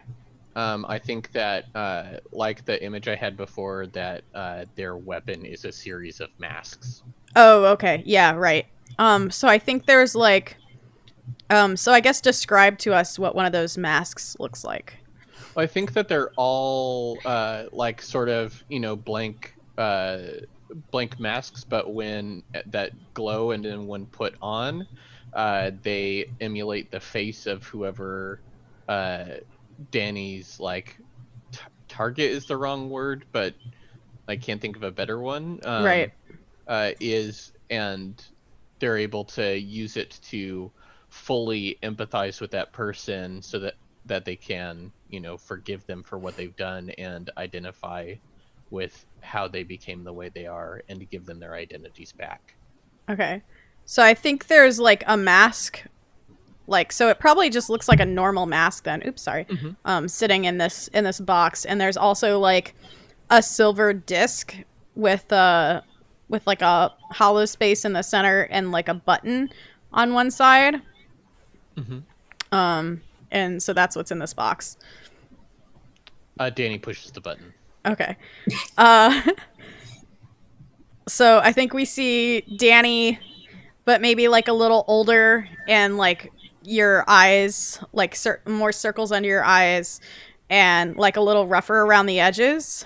And it says, if you're seeing this right, this is gonna go full audio log, so I apologize. If you're seeing this right now, then you are me. And I know that's kind of weird, but you might not understand everything right now, but they need your help. And this is, I can't talk long. And you hear like, I think like explosions in the background. Like this is like it's like a Star Wars, like hologram projector type deal. So like it's your face in front of this like, in this like blue illuminated manner. And it's like, take this. You might not know what to do with it yet, but I promise you're the one that can help them, and you're the one that can lead them. And you have to stop what's coming, because I couldn't do it this time, but one of you out there has to be able to do it. And it kind of like cuts off abruptly. As like the image kind of like distorts, and we hear like the sound of like explosion, and I think there's like more stuff happening in the background before the sound like completely cuts off. And like maybe the image comes back on, and we see like you like putting this in this thing and like closing it, and then there's nothing. So what do you do? Yeah, I think that I stand, and I think that I take the mask in hand, and say that we have to go. We have to take them down. Yeah, and I think everyone else here like could probably see and hear that as well. Nat probably like echoing from beyond the canyon. And Annika, since you're transcended, especially like this is I think the Danny that not quite the Danny that you knew, but very, very similar to that Danny, enough so that like you recognize instantly as like, well, no, because you're transcended. So we talked about like you knowing all your past selves. Yeah. So this is like a past self that traveled back here in some way to bury this, and like you know that happened because you found someone to help them travel here and like leave this as like a last ditch in one of the timelines. Before everything was destroyed. And you were both like, you knew the risks going in, and like you had to use the darkness's technology to do this. And like it left you like basically you like right after you buried this, like you phased out of existence, like that particular timeline did. Yeah. Maybe like- it's one of the timelines where instead of Nat being the person that switched sides or the turncoat, Annika was the turncoat. I like that a lot. Yeah. And it's definitely it's really jarring because Annika's like, that's not who I am. I don't change sides. I know exactly who I am. Yeah, but like you're remembering this that's not one- always the case. Yeah. Yeah. So how does that feel? Like, do you say anything or do you react in any way? I think it leaves Annika disoriented, and maybe just like as a reflection of all of these memories clashing at once, maybe Annika speaks in a language that no one has ever heard her speak in, that particular other self knew, and was maybe like their native language, and it's just like talking to Danny in that language. It's like, all right, we need to go, but you don't understand a single word that Annika's saying. I mean, the motions are clear, but Yeah. the actual like Yeah. words The actual are just word. like, And for Nat as well, because I don't think Nat's transcended. No, not at the moment.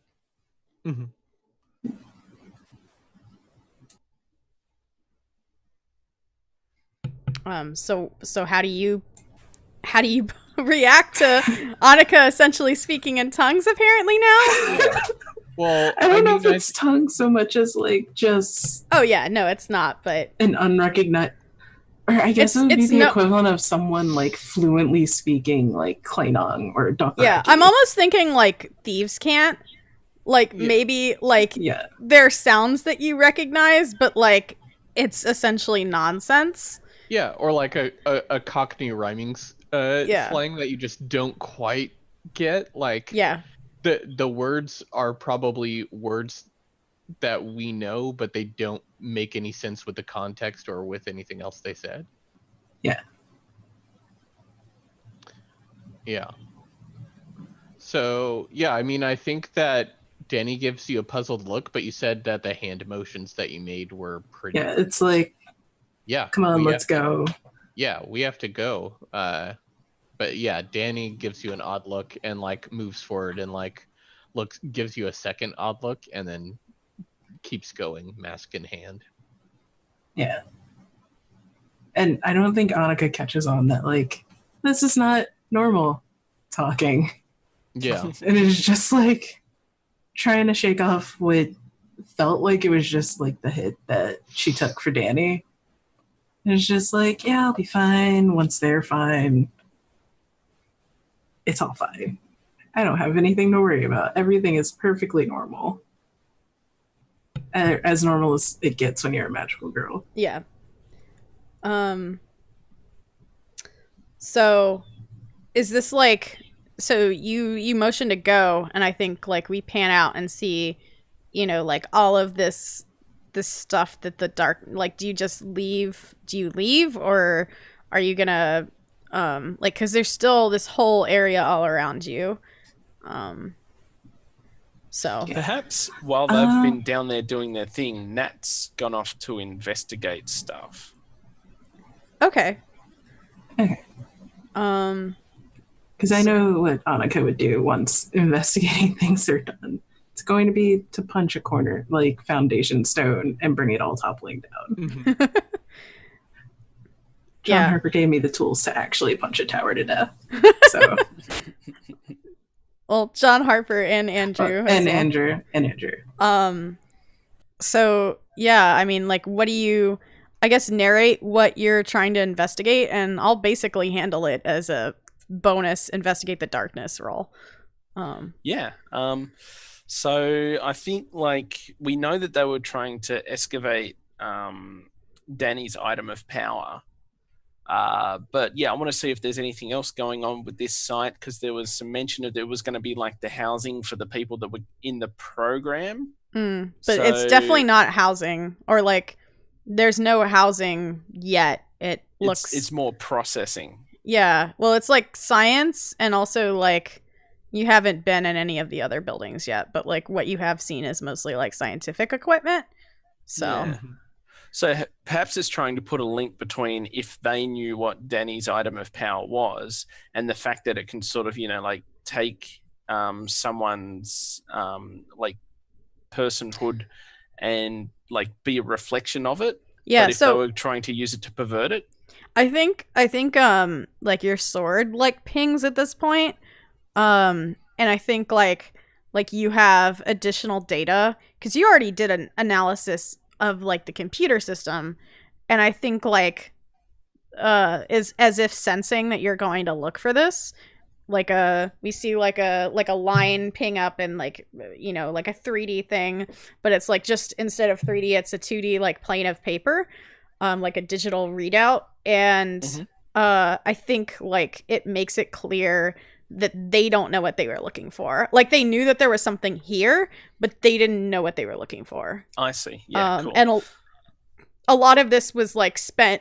Like it's the reason I say that the Thor thing is so apt is like the more I thought about it, once I realized that was what you were talking about.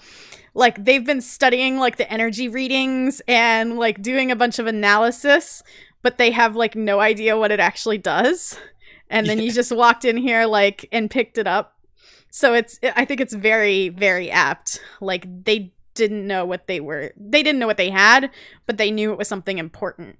And so they were attempting to protect it. Didn't go so well for them in the end, but it's mostly because Jason wussed out at the end. So like that is that. But like you can find out more, like, so basically there's no more information that they had on that, but you can do other analysis. Yeah. And it's probably, just like digging deeper into their system, seeing what their next step is and trying to get, like a foothold on trying to, because we've been mostly reactionary now. So perhaps what I want to do is instead of figuring out what they are doing next, where they're weak so that we can go after them and not try and stop them from doing something, but actually like start dismantling it. Right. So that still sounds like probably an analyze roll because there's like a lot of data that you have to sift through. Yeah, definitely. Unless you want it to be, I think you said you have a dot in analyze, right? Yeah, I've got a dot in analyze. Yeah. So that's definitely what I'm after. Now, do you still have any harm? Or do you have any harm? I do. I've got the level 2 jolted for -1 die, which brings me back down to 0. And freaked out, so it's lesser effect. Okay. So what's the position at the moment? I think it's controlled. Cool. And probably goes from great to standard. Cool. Now I'm one thing off from ticking the eclipse box. So does that mean like I wouldn't be able to push myself because I need 2 stress, or could I push myself and it's like no, you just push yourself straight into eclipse and have to roll for it basically. I'm gonna do that. Okay. Perfect. Cool. Great. So I'll go up to great. Okay. But I've still got 0 dice. Okay. Because of the jolted. And I didn't even transcend myself, which I could do, but yeah, I think I said controlled standard. Yeah. All right. So go ahead and make that roll, unless you want to talk about other situations or if anyone is helping you. It didn't sound like it because you just walked off by yourself. Yeah. But my object here is I want to roll my eclipse, and maybe this will give me the information of the impossible task that I'm going to do all by myself. Yeah. I have a dark bargain here for you. Oh, yeah, sure. And that's that. Oh, so we'll just roll an additional die if you take this dark bargain. Yeah. But it'll let me make a fortune roll to see how many ticks there are of like the darkness, your darkness clock ticking, because you're going to be in there, deep in their system. I'll take that. Okay. That still doesn't help. No. Let me roll my 1d6. So that's a 3, so it's just one segment. Or, well, I guess if I'm playing by the other GM roles, that would be the worst option for you. Which I think is fair, because for, like, when I roll darkness otherwise, it's 2 ticks. So I think that ticks twice. So you're in there. Oh yeah, like I said, this mission was all about getting Nat in way too deep. Right. Which I think is really good, because we still have to, like, resolve everything that happens from this mission. Okay, so so on a controlled roll, 1 through 3, you falter. Press on by seizing a risky opportunity, or withdraw and try a different approach. So that is up to you, what you want to do here. So I think, like, you get, like, a, like, you're, like, what is it? Well, first off, like, what does it look like when you're looking through information? Is it, like, filtering through your sword again? Is it all hooked up to your sword? I think, yeah, at the moment it's just like connected to the sword, and like she's also like, you know, holding up pieces of paper, and sort of like the sword is like, this beam comes out to scan them, and she's, yeah, plugged into all these other computers and stuff like that. Probably back in that same room. Yeah. Just trying to get a beat on, like, okay, so like, where's their main base of operations? Where can we hit them the hardest? And yeah, like, she's just hitting too much resistance, or there's not enough information here. And so she's going to have to, like, dig deeper, or she's going to have to go somewhere else to get the information. Or and maybe a suggestion, maybe it's just that there's too much information. Yeah, and I think not only that, but there's, like, another terminal that pops up on the screen that, like, you don't have anything, and it's like a trace. And it's, like, executing this other, like, you know exactly what it is. Like, it's trying to get a trace on you and, like, figure out, like, what credentials you're using and who you are, and, like, activate the webcam also. And I think like, you're, like, maybe we get you, like, you have to, like, take your attention away from the actual, like, hacking it to try to stop this, and, like, it's not doing anything, and you're just getting, like, more and more frustrated, and then it, like, pops up and takes, like, a screenshot, like, you see it take a, like, screenshot of you and, like, send it to some other port that you don't know what that is, and, like, it's your face on the screen, and now they have that, that, like, you were in here messing with their stuff, and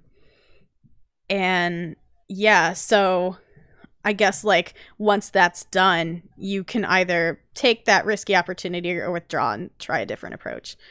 I think I'm going to go risky. And the way it's riskier is, like, I want to transcend, but instead of, like, the armor flying out of nowhere and sort of, like, coming on, sort of like Nat getting all armored up for a fight, instead it's like that that old JPEG of the dude who's, like, using a keyboard, and they've just got the speed lines coming off of it.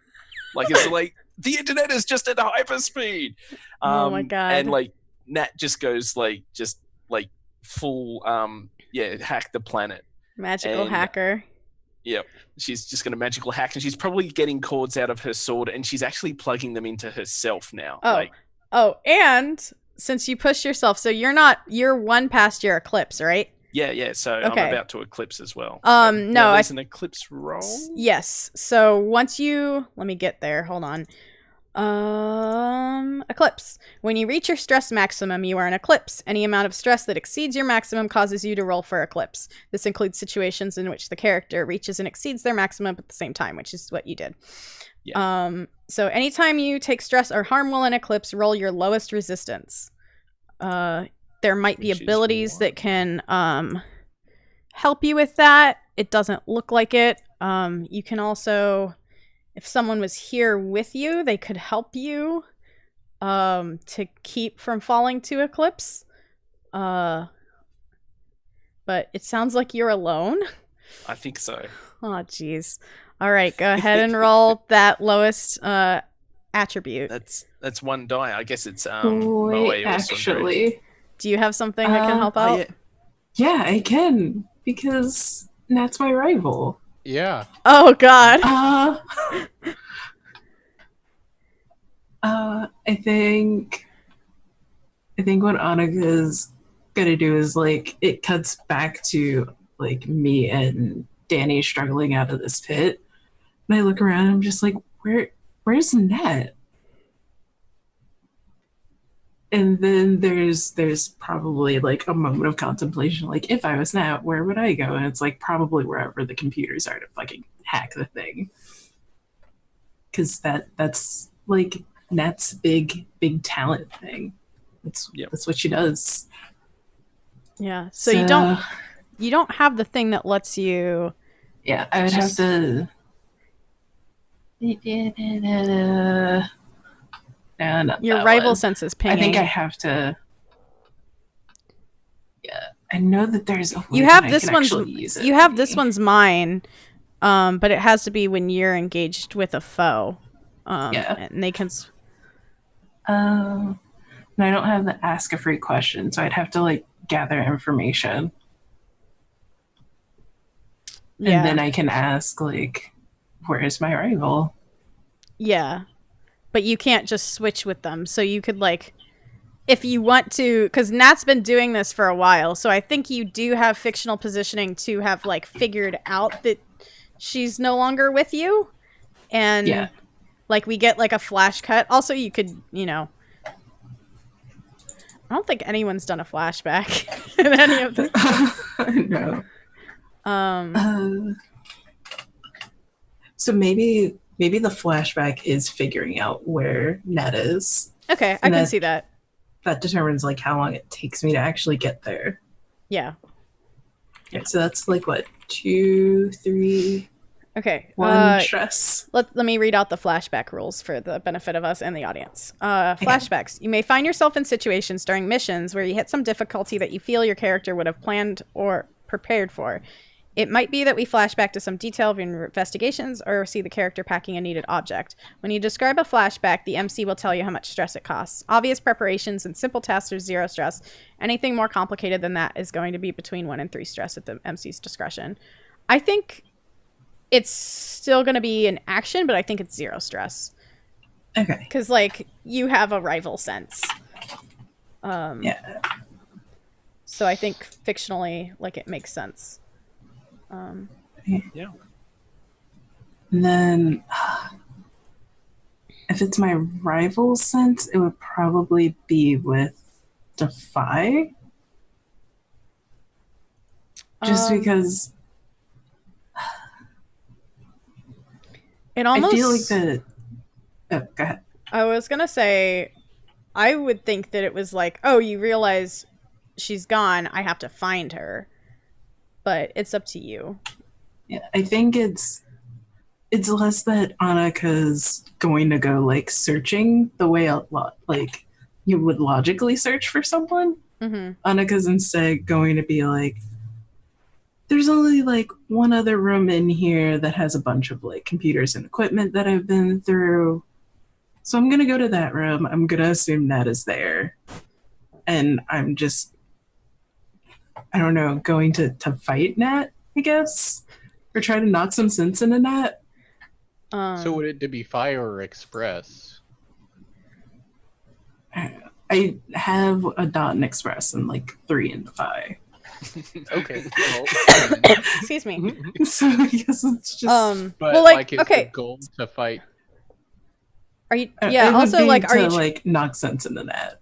Oh, okay. But I don't know if that's going to be literal knock sense in the net, or it would basically boil down to how compromising of a situation that is actually in, Or maybe and how well I can see that. here, let me sell you on something else.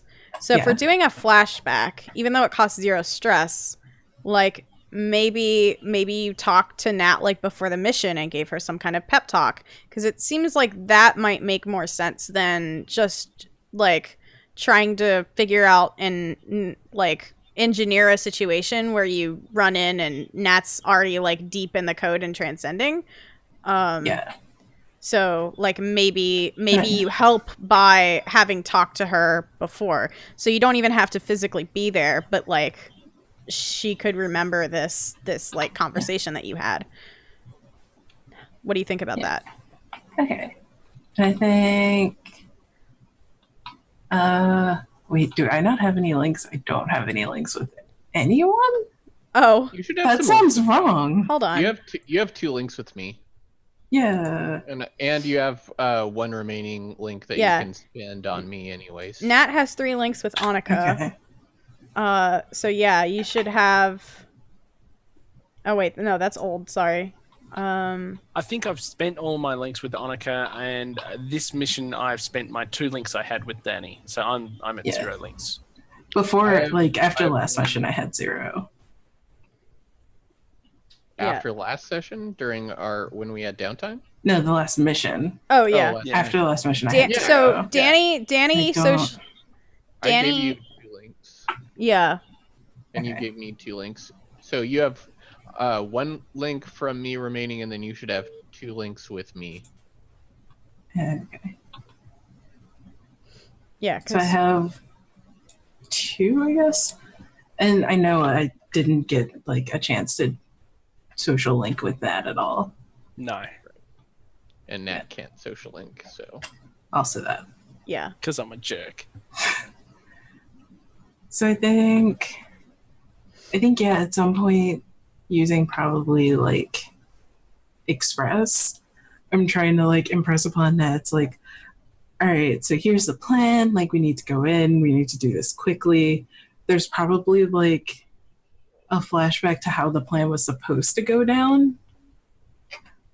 And it was Nat's gonna gather information, but if things get too hot, if it looks like anything's gonna close in on you, just let it go and we'll figure out something else. And I guess this is a role to see how well that actually got communicated. Yeah. Okay. I will what would my position for that have been? Probably controlled. Yeah. Cause okay, so I guess let's back up. What are we? Because there's been a lot of back and forth. So let me make sure I Yeah. have in my mind what we're doing. Yeah. So So- the action that I'm gonna make is rolling Express. And it's before any of this went down, when we were figuring out our game plan to go in, Mhm. how the plan was supposed to happen, and who was supposed to do what. It would have been Danny staying a little bit back, me being forward, clearing the way, and Nat would have been gathering information. And if Nat ran into anything, then it would just be pull out as fast as you can, and we'll figure out some other way to get the information. Right. So I guess the actual role is the actual role would be how much of that's stuck, I guess. right.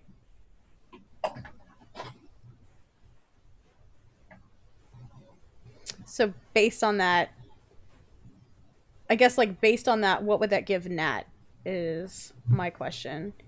Because I was also thinking that rather than taking an action per se, you could take stress to have this mechanically be a helping action. So you would be, or lending strength even. I don't know that you have social links though to do lending No, strength. we don't. Yeah. We don't have social links. Um, So it would have to have been a flashback that maybe Nat can call on. yeah, that's what I'm thinking.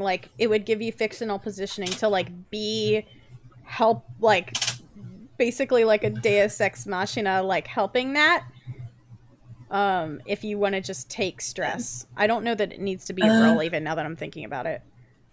I don't know if it's something I can do because I don't have the social links. So I think it might just have to be Nat's on her own. Yeah, I mean you can help someone, but you have to be there. Yeah, and I'm not there. Yeah. And does helping still require social links?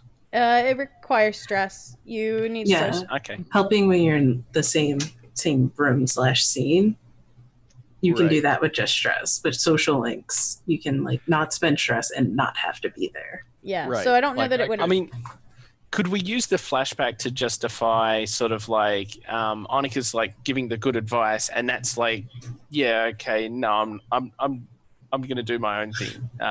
We don't need a plan. I'm just like, whatever comes at it. If I get the opportunity, I'm going in. We've got to get this information. We've got to get this wrapped up now before they gain too much steam. So it might be establishing that Nat already had like this destructive mindset, and so that's pre-warned Annika of how to, like, what to expect Nat to do so that she could be in the right place at the right time. Right. Okay. Because the goal is, I guess, then to get Annika here. Yeah. So, which would probably be embody. Well, if you're talking about Or- like trying to get a gauge of like where Nat's head was at going into this mission, it might be what is it? I was thinking more like I know where Nat's head is at, especially if she came right out and said it. Yeah. Like Annika would take that at face value, especially with Nat. So I think it might, in this case, just be a matter of getting there. Like, can I get to Nat in time to actually help with this Eclipse roll? Yeah, I think that would be an embody. I don't think we need to do Yeah. I don't need like a flashback or anything. Right. Sorry. Yeah, cool. I know that was a lot of like talking that out. But I wanted to make sure, like, because for a while we were just talking and losing sight of like what we were trying to do. So Yeah. all right. So I think that's going to be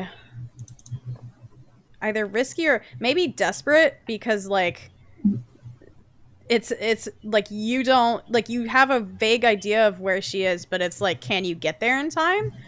Yeah. I feel like that's another like desperate standard. Yeah, and I want to come with Annika as well. Okay. So are you helping Annika in this or is it going to be a group? I'll help Annika by Okay. coming. Yeah, that sounds Take the good. Stress. Let's all Let's stress out see. together. So I have 0 dots in embody, but I can take a +1 to any desperate rolls as long as I just take the consequences after. Well, and also I just gave you Yeah. 1 as well. So now I'm at 2. Cool. Well, let me see. When you make a desperate roll or gain an extra die, yeah. Now, because I'm your rival, does anything come into it? I don't believe so. Yeah, Like, I I don't think I have the moves to. Yeah, that's what we were talking about. Like, there's nothing. You're not gathering information. I see. Yeah. Yeah. Alrighty. And sadly, there's no last outsider move. So maybe that move will be. No, something. do you have Baka or do you not? I don't have Baka. Okay, yeah, because that was the move that if Annika had it, she could just be there. Gather information. Well, you wouldn't even have to gather information. It's just, those are two separate statements.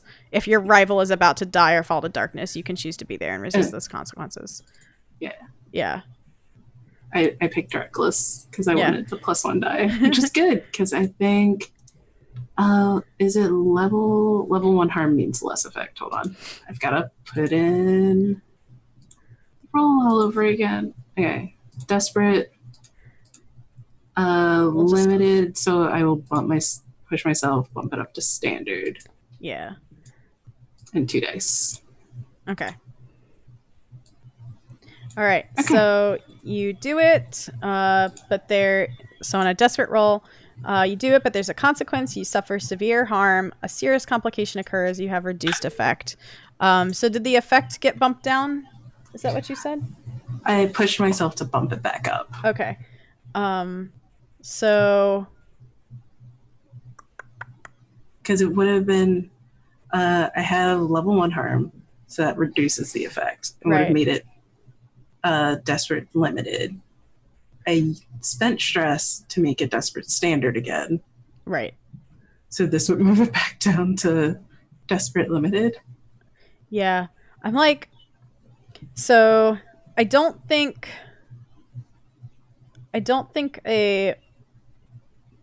no, I think I know what happens.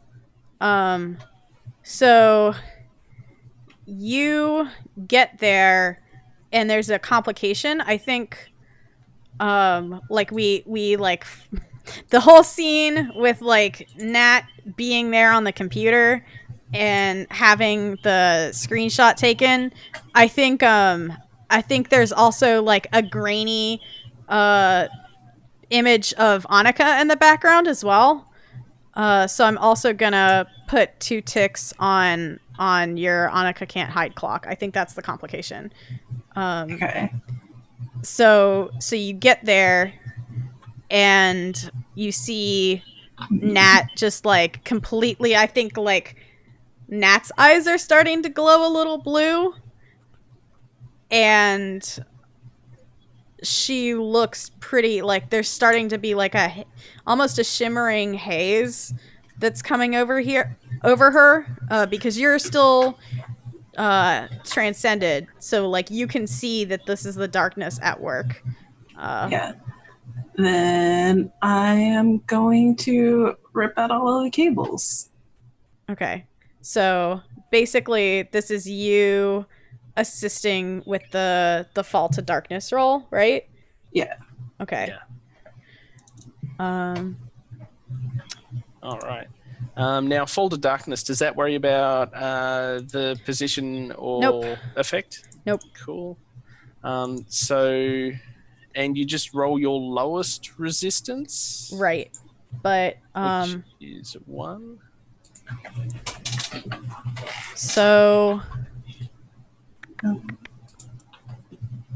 So are you spending a link to help, or do you have a link with Nat that you can spend? That's why I had to get here in time. Right. So what would I be doing to help? Oh, I'd have to spend stress, and I don't have any. You could fall to darkness so too. Now, Yeah, I could. I Or could. since I came, well, I guess I can't. That's not a consequence that I can take, so never mind. Let's see. Hold on. Yeah, It's you not don't. a consequence, so Yeah. To normal help, I would have to spend stress. Spending stress would make me fall to darkness. So it would just be like this Ouroboros of... I can help. I still have plenty of. Yeah. Not plenty. Oh, but and you have social links with Nat, don't you? Or do you I not? do not. Okay. I only No, have I had one links with Monica. Danny, and I spent them. Yeah, Okay. I can't get it. No one can get social links with Nat unless they crit on their roll to get. Oh, right. Okay. Because Nat did not take the. The stranger to kindness or whatever it is. Yeah. Cool. That's all right. So yeah, if Danny's taking stress, I'll roll 1 extra die. Yeah. And we'll see how dark I fall. Yeah, because it doesn't say that no one can help you with this, just that you spend Right. this. All right. So that Oh no, never. I don't think that's how this one works. But what it is, Okay. if you get a 4 or 5, we can then help you to make it not be a failure. yeah. Oh, okay. Oh, All right. okay. Cool. Okay. I'll roll that again then. So it's just 1 die. Okay. I mean, we can take the 4. Or you can roll it again. It's up to you. I'll roll again. See how Okay. we go. Yeah. That's fair. Yeah, nice. Okay. All right. So we can't help you, not go dark. But when it's you're a- here to see it, and that's a what failure. matters. Um, So Nat's impossible task is she's abandoning her body and she's going into the system itself. She's going full cyber. oh, jeez. All right. Oh. Oh, I just jeez. realized So, yeah. something. What? You get there in time for her to turn around, and you see her, and then like her eyes flash blue and her body just crumples to the floor.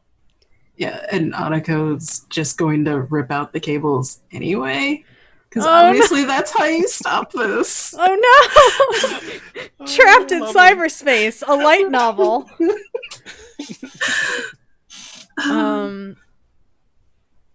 And there's only one person that can come in to save me.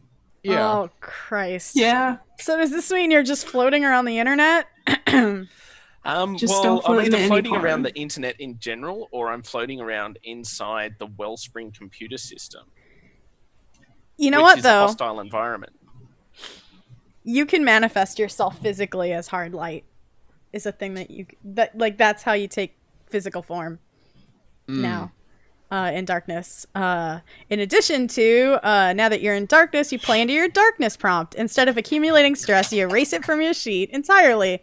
When your stress reaches 0, you don't erase it all, but with... you count it down. Right. When your stress reaches 0, your character succumbs completely to darkness. You can either choose to have your character die, blah, blah, blah, blah, blah. So you're just, And what's your leaving darkness prompt? I can only escape the darkness when someone works alongside me on my task without judgment, and I let them go in, and I let the task go incomplete and unresolved. So someone's got to come in and say, "I'll help," and then I get to the point where I'm like, "Actually, no, this is stupid. Let's go back to our Yeah, place." I think your body crumples, and I think what we see instead is a blue image of you. You're a hard light person. And so that's what you all get here to see. Yeah. As Annika rips out the cables.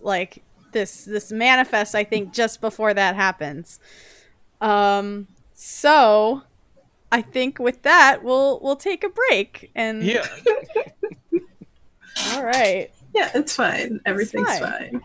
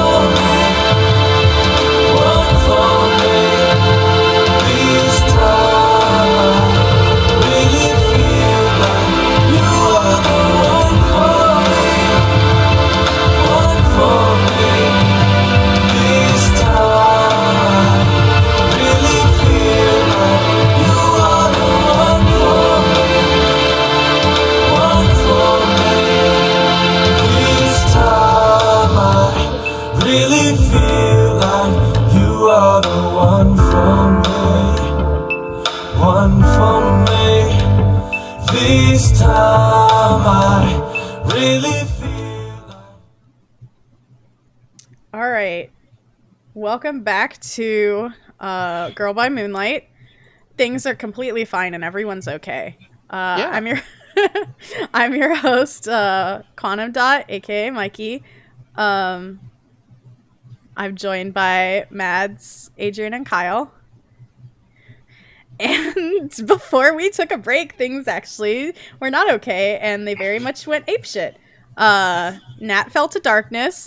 Annika and Danny got here to see it just in time, and now Nat is this like hard light version of herself, avatar, like Rez style, floating over the crumpled form of her body. So I guess with that scene, we come right back into it. First of all, Nat, what do you do? I think like the hard light hologram figure speaks, but it doesn't have a voice of its own, so it's just coming through whatever speakers are in the room. Which Oh god, that's really good. Terrible tinny computer speakers. That's so and good. like, you know, like any speaker on a phone, just like anything that's got a speaker in it has got Nat's voice coming out of, but it's tinny and distorted and just horrible sounding. Mhm. And she probably just says, "Don't follow me," and like turns back to where the computer screens are, and then sort of like goes like just drops down to a flat horizontal line and vanishes. She's going into the computer and she's going to destroy Wellspring from the inside out. That's her impossible mission that she's going to do all by herself because she has fallen to darkness. Good. So I think just because this is an anime, I think you see, like, if any of you have played Rez, that's what I'm imagining right here. If not, I will find a picture, and link it probably in the Twitch chat, of what Rez looks like. Or you can just Google it yourself. So it's, like, basically, like, this, like, cyberspace form, flying through, like, a digital environment. And I think that's, like, you see, like, Nat's form doing that, in... Oh, yeah, that's totally it. In the computer. For some reason, I can't paste... There we go. And just like the game, it's all in time to, like, this thumping beat. Right. Mm-hmm. Yeah. So, like, you hear that, like, even though the computer's unplugged... you know what it is? It's all in time to Nat's friend's Izzy's music. Ah, jeez. Yeah, that's really good. Yeah, that's awesome. So I think, like, you yanked out a bunch of cables, but I think the power is actually still on because that's, like, behind the computer. Yeah, it would have been whatever was connecting Nat to the computers. Yeah. Power lines and everything. Yeah. So you see, like, Nat's, like, physical, like, Nat's digital form, like, drifting through the computer, like, pewing, like, file, like, you see, like different lines, like, come up, and Nat's, like, navigating them. I guess, like, Danny... First off, what does Danny think about all this? I think Danny is, like, urging to freak out, but I think that as all this is happening, the mask is glowing in Danny's hand and bringing about sort of a sense of calm and stability. And like so Danny's instinct is to panic, but the mask that we found, the item of power that we found, is like anchoring Danny not to fly. Yeah. How does Annika react to Nat jumping back into the computer?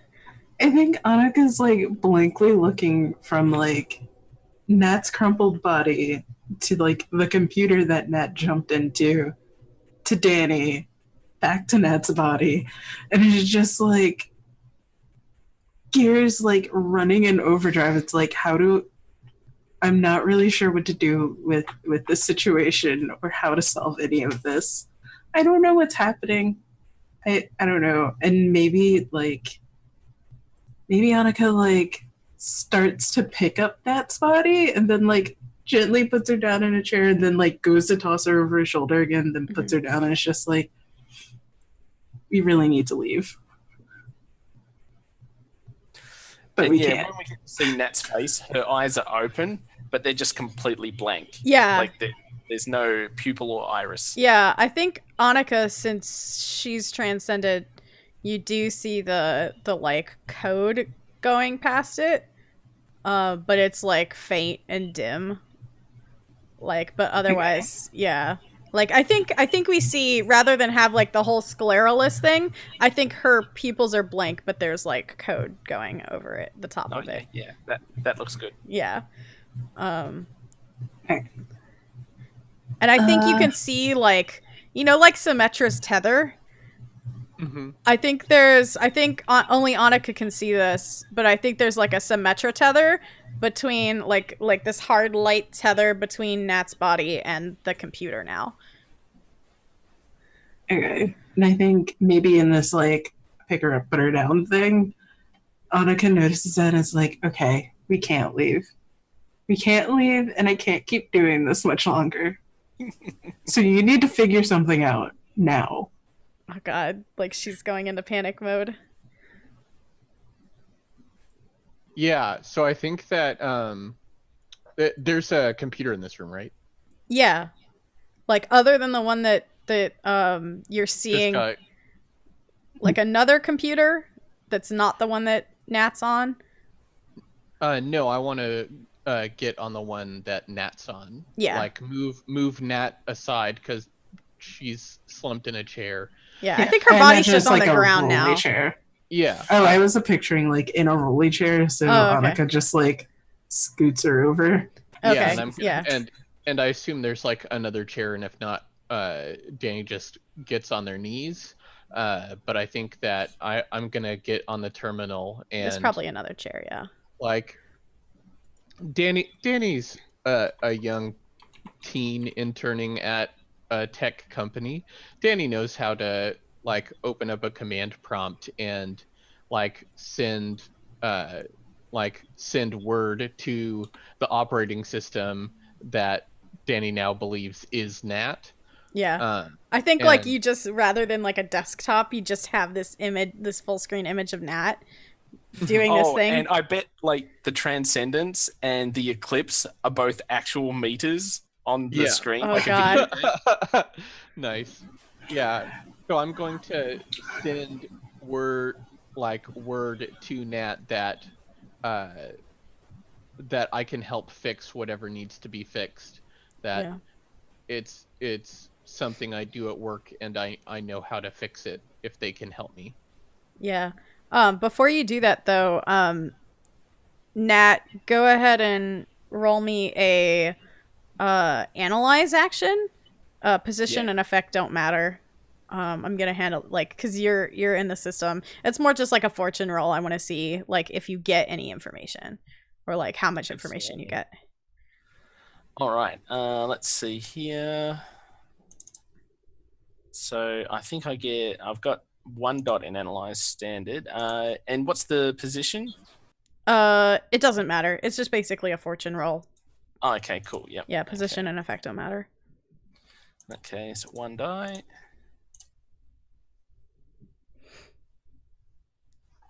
All right, not too much. I'll give you another investigation track mark. But you don't get like anything like you're even in this form, like your investigation is ultimately fruitless. Like you're not. It's harder to like destroy this place from the inside than you thought it would be. Well, yeah, it's a bullet hell. There's just like. Yeah, you're not. It's not working out super great for you, and you're like struggling. And I think like we're seeing the like darkness meter increasing. Now, ex machina. I may push myself to compel non-human things to do one of the following: hinder or distract my enemies, change the environment to suit my needs. I'd like to change the environment, being this digital thing that I'm in, and the needs that I want to suit is I want it to have a player 2 option. Oh God. So you want to draw someone in, essentially? Well, I don't know if they're necessarily going to like come into the cyberspace with me, or if it's like they just like use the keyboard and mouse to play. I have a suggestion. Maybe what Nat in character is trying to do is something completely different, but the outcome, like the meta outcome, is that there's a player 2 option now. Yeah. I imagine that's sort of like I'll just create a drone to sort of, like how when you sort of Yeah, get a power it's like a player. I think player 2 comes up and it says AI underneath. Nat clear 2 stress. Yep. Which is bad. Need I remind like everyone and also the audience? It's not good. It's bad. Because now it is a life bar. Yeah. So yeah, I think like another like a green avatar comes up and it's got like player 2 AI underneath of it. So that's what comes up in it, and it's helping Nat. And whereas like my manifestation in the thing is like just a digital representation of me when I'm transcended, this player 2 one is sort of like the blank slate res looking one. Yeah. At the moment. So Danny, this pops up as you're like doing this and trying to get into the system. Which is I don't want to make you roll twice for the same thing, so but like the way I'm seeing it is there's like you getting in and then you being able to actually talk to Nat. So I'm seeing that being 2 rolls, if that sounds fair to you. Okay, I mean, like, so getting in, I mean, like, I don't, because I mean, like, getting in, like, able to just access the terminal, like, is it now locked? No, or... like getting, it's not locked, like, you're doing your thing, but, like, I'm assuming you want to, so you were just going to send, right, you were just going to send messages. I'm just sending a message, yeah, I'm opening command prompt and just be like, hey, I'm here, tell me how I can help you. Okay. Yeah. So that sounds like an express then. Yes, it is. Yeah, that is my position. Yeah. And I think your position is desperate. Yeah. I think effect is gonna be, I'm gonna let Nat handle that one only because, like, what do you think the effect would be here, Nat? You're transcendent and essentially an agent of the darkness now, but would you be receptive? Yeah, so on the thing of my darkness, like it makes it sound like I don't want help. I've gone off by myself, but this is Danny reaching out to sort of like make that connection of the first part. Wants to work alongside me without judgment. So I would say like, the 2 would balance themselves out. Right, because I mean, like, you go off by yourself because you believe there's a project that nobody else cares about that you need to work on. And I'm here to help work on whatever project you want. So I think, that reaching out, I would say standard. We'll go standard. Yeah, all right. So desperate standard. Standard. Should I push myself? I'm running low. Yeah, I'm going to push myself. Why not? So that's 3 dice.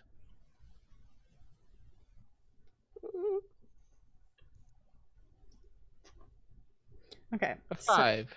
So 5 on a desperate. You suffer severe harm. A serious complication occurs. You have reduced effect. So let's well, I don't need to start a clock because I feel like Adrian can gauge. I think there is reduced effect though. Like something gets lost in translation or something. So I'll let you dictate what that looks like, Adrian. I think it's not necessarily a case of I know it's Danny coming in saying I want to help. I think like the command prompt, Danny can't communicate with me directly. Like the only way to communicate is in the game itself. So there is like a press start that's like listed under the player 2 AI thing. Okay. Yeah, I'm gonna hit press start. Cool. So you like, I think you're still like in yourself, but like the screen turns to like a first person view. Mm-hmm. And I think like the face of the other like player for Nat like turns to like a Looks like digital like vague version of Danny's face. Cool. So I think, I look over and I see that, and that's like the first part of realizing someone has come in here and they're trying to help me, and it's Danny. And that emboldens me to sort of like push forward. I want to try and like reach deeper into the system by going through this like 3D bullet hell and trying to sort of like get in closer. So could I do like I want to just like fight to get my way in? Could I roll Defy? Sure. Cool. So that'll be my first Transcendence roll. And the major reason I wanted to do this is not only because I wanted to see how far in I could get, but also I want to do a recovery roll for free. Yeah. Cool. All right. So let's see here. 2 dice. Position. I feel desperate. Yeah, I think desperate. Cool. Effect. I think standard. Like we've all. Yeah. But do you clear your? I think you still have harm. Yeah, I do have harm, so it's reduced effect. Yeah. Like harm doesn't get eliminated when you fall to darkness, does it? No, I don't think so. Cool. Yeah, it's just your stress that changes. Cool. All right, so that'll drop down to limited. I don't think I'm going to push myself in this particular thing, but I think limited makes sense in this case because, like we've already established, this is an impossible task. Yeah. Mm-hmm. All right, and 2 dice. Nothing extra unless you've got a devil's bargain for me. I don't think I'm going to stress myself out. Yeah. I can't think of one. Can anyone else think of one? Like a devil's bargain or dark bargain? It doesn't sound like there's one. Or unless you had an idea, Kyle? I'm thinking, like, I feel like there's the edges of one, but I can't quite articulate it. Yeah, I'm thinking, like, the only thing that I can think of is, oh, no, I think I know what it is. You, like, get to dodge past some things, but it makes it harder. Like, Danny will then have to fight through those to get to you. Alone. Yeah. Yeah, cool. So it essentially separates you. Yeah. I hope Danny's good at video games. Only if I can empathize with them. All right. That's a 2. That's a 2. Okay. That's 3 2s. Yeah. Wow. So 1 through 3 on the desperate, it's the worst outcome. You suffer severe harm. A serious complication occurs. You lose this opportunity for action.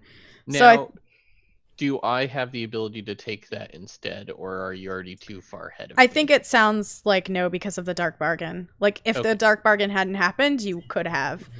Right. Yeah. Okay. Yeah, that makes. But I think you take severe harm, and like you juke past one series of enemies, but you don't see like another bullet that hits you, and it like hits you, and like knocks you out, and your like digital form starts to like disintegrate.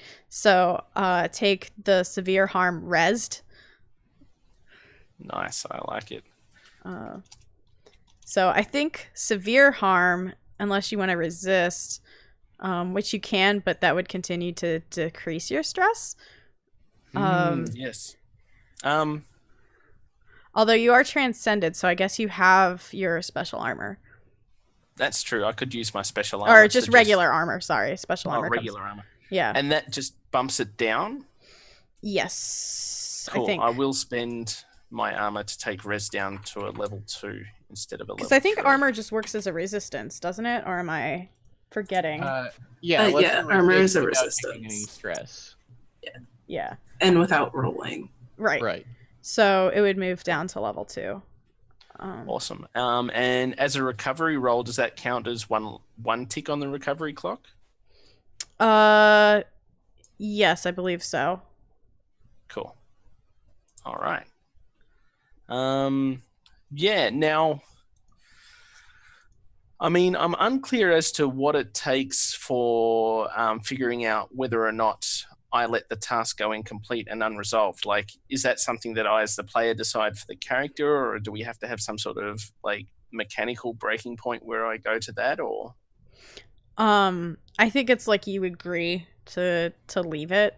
Like if Danny were able to convince you to come out of this, and go back with them, that would be what this Cool. would be like. So going back to Danny, there's Nat was kind enough to leave a bunch of projectile or a bunch of like enemies shooting projectiles in your way.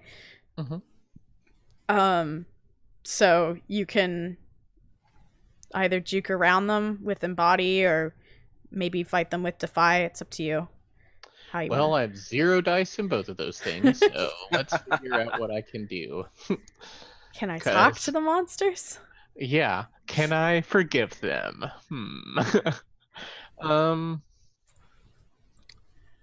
I mean, I think I'm gonna just take the shots. Okay. Yeah, I'm gonna take the shots and keep moving forward. Okay. So Like, this isn't a dodge out of the way. This is I need to keep moving and connect with Nat. That's the only goal, is to do that. right. So But trying to see what I can kind of do. make me, if you just want to like dodge them and keep moving on, I would let you do that as a fortune roll as well. So just roll a straight 1d6 and like Well, I was saying, like, I don't care about dodging them. right. I guess I'm saying that like to kind of like see what the harm is that they give you, because I don't. Right. So Right, because you don't. I mean, if you're establishing the devil's bargain of like whatever the result of the roll is, you take the harm, and that's to get yourself an extra die. I mean, it depends on what Danny's doing here. Yeah, I'm trying to think of what action this would be, just to like, to me, it still sounds like an embody.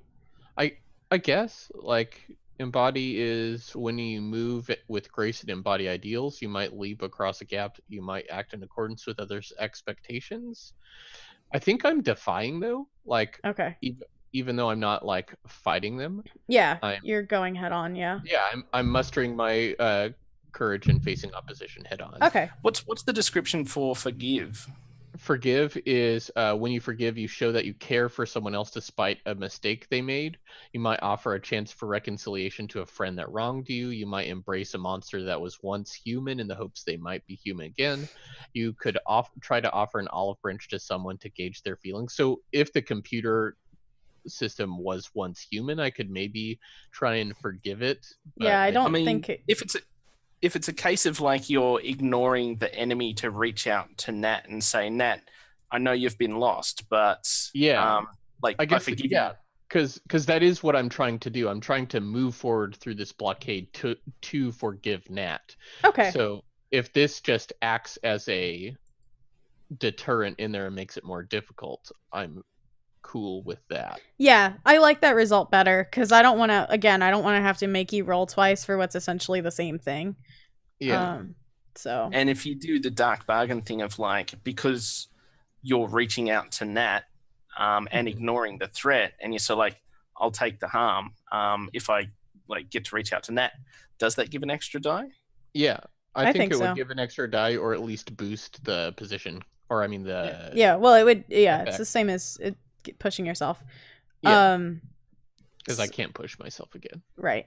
So yeah, like no matter what result you get now. So what would this position be? Yeah, because I guess also do have tinnitus. I just remembered I've been covering this up because I forgot that I that's do okay. a level 1 harm, so I should have had a less effect for some of my rolls. I don't know if my roll to communicate with Nat through the computer would have. Yeah, and I don't think it would been here affected by either, because that's Okay. like in your physical form, and you're not like. Yeah, this isn't physical. I do. So okay, so I guess I'm trying to decide position, whether this is going to be risky or desperate. It seems desperate to me, but Yeah, I think it's probably think so. desperate. okay. Because there's a scale of enemies in between me and Nat, and then also Nat is in their darkness. Okay, so I guess like my question then is, because even though I know you haven't rolled yet, is because the dark bargain is like, because in desperate you get severe harm. Mm-hmm. So is this saying like if you succeed, you like the harm is the thing that you get, and like you're gonna get severe harm no matter what? Because Well, so the dark bargain doesn't have to be related to the position. Yeah, I guess that's true. Like if I'm like, you can just say the dark bargain is you will take this level of harm regardless. Okay. And then in order to boost that, and I'm fine with that. Yeah, I think in this case, like, I think a level 1 harm for the dark bargain is appropriate. Can I suggest what the harm would be? Sure. 1 life left. Oh, I like that. That's cute. I like it. Yeah, so we'll put that in there. Now, what will the so it's less effect, but will it affect the? So that you don't have that yet, I don't think. I won't have it until after the roll. Correct. Okay, cool. Because everything from a dark bargain happens after the roll. I just want to make sure like we're all on the same page. So yeah, desperate, and I think standard. Okay.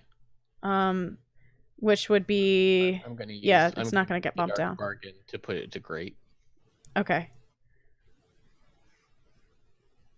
And then it's 2 dice. Gonna forgive you, Nat. Gonna forgive you so hard. Actually, I'm gonna make it standard and roll 3 dice. I think that's better. Okay.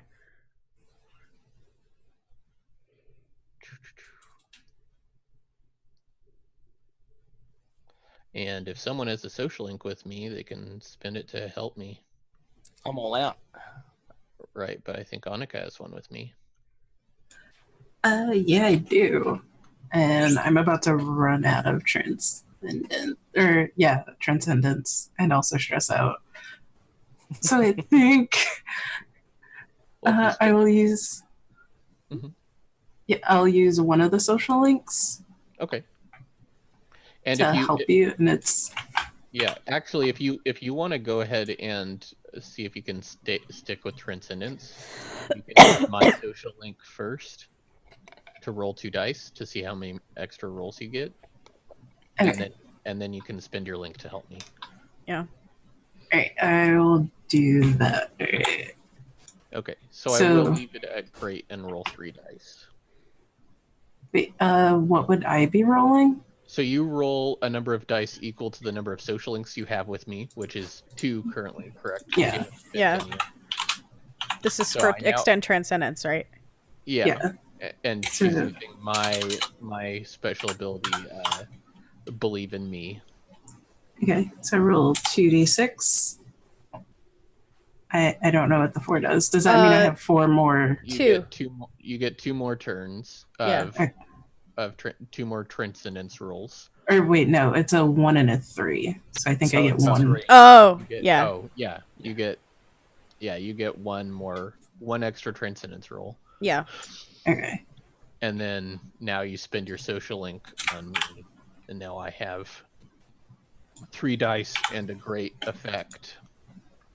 Okay. All right. To forgive Nat.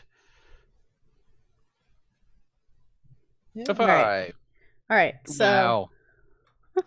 2 2s and a 5. Yeah, that's good. So And there's it is still great effect, but there's a consequence. yeah. So severe harm, a serious complication occurs. You have reduced effect. So I think I'm trying Do I to just get shot again? I was trying to decide if you would have reduced effect or like you would have like the chance to talk to Nat, but there's more enemies like closing in when you do that, which would be your complication and would like prevent you from getting a way out. So the like I have an argument for like, I mean, there's still a bunch of people in between Nat and I. Like I'm still like mid pushing through them, but if they're fighting me and hurting me, but Nat still hears my forgiveness and is like greatly, that could work. But if it's harm, you've got the armor as well. Still, I don't have any armor. Oh, you've spent your armor. Yeah. Okay. I don't. Well, I don't if get. it's harm, I don't I get can also any jump Oh yeah, into you don't get any armor. Yeah, I don't get any armor because I'm only mortal. Okay. I mean, if it's harm, I can also jump into resist for you, which could be very interesting. That's very true. Yeah, I've got 7. I've got 7 stress left. So even if I roll really bad on the resist roll, I'd still be okay. You're still not dead. Yeah. But yeah.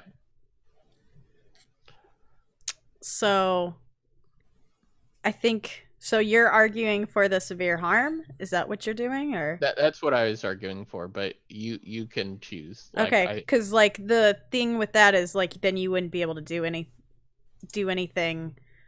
Well, but I can resist, and Nat is potentially resisting. Oh, I see what you're saying. Okay. Yeah. Yeah. I'll go with that. So, level 3 harm. I guess no lives left. Yeah. Or like last, like right. you're on your last life, and that gets taken away from you. Nat, just so you're aware, do you have 2 level 2 harms right now? I do, yeah. So even if you resist it, it will still go back to level 3 harm anyways. Oh, so yeah, because I take the harm instead. Yeah. Right. It'll bump down to bump back up. I think I'm fine with that. Okay. Because this is going to, like, however this roll comes out, after this roll, Nat's like, yeah, this is dumb. We're done. And it's either because she's going to make the conscious decision, or she's going to get knocked out. And perhaps the condition isn't no lives left, it's continue ? Oh, I like that. That's super good. That's very good. Cool. All right. So let's see here. And I think like Nat is Nat hears Danny's words. Danny's words reach Nat. We've sort of got that established. And so she turns back to see Danny and the situation that they're in. And she abandons the path ahead to come back for Danny. And like, so she'll get hit with all of this stuff as she's like trying to get to Danny. And it's all about her reaching Danny so that they clasp hands or whatever it's going to be. And, that super melodramatic anime moment. Right.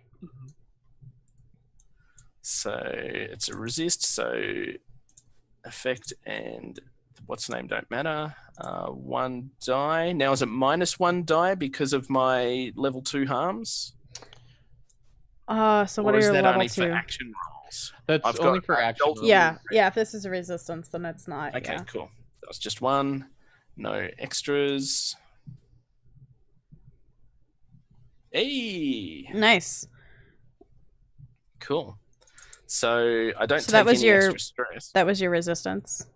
Yeah. And or lose any extra the stress in this case. I get the condition continue ? And it's a level 3 one. So I think I reach Danny's hand, but then I get hit for the final thing, and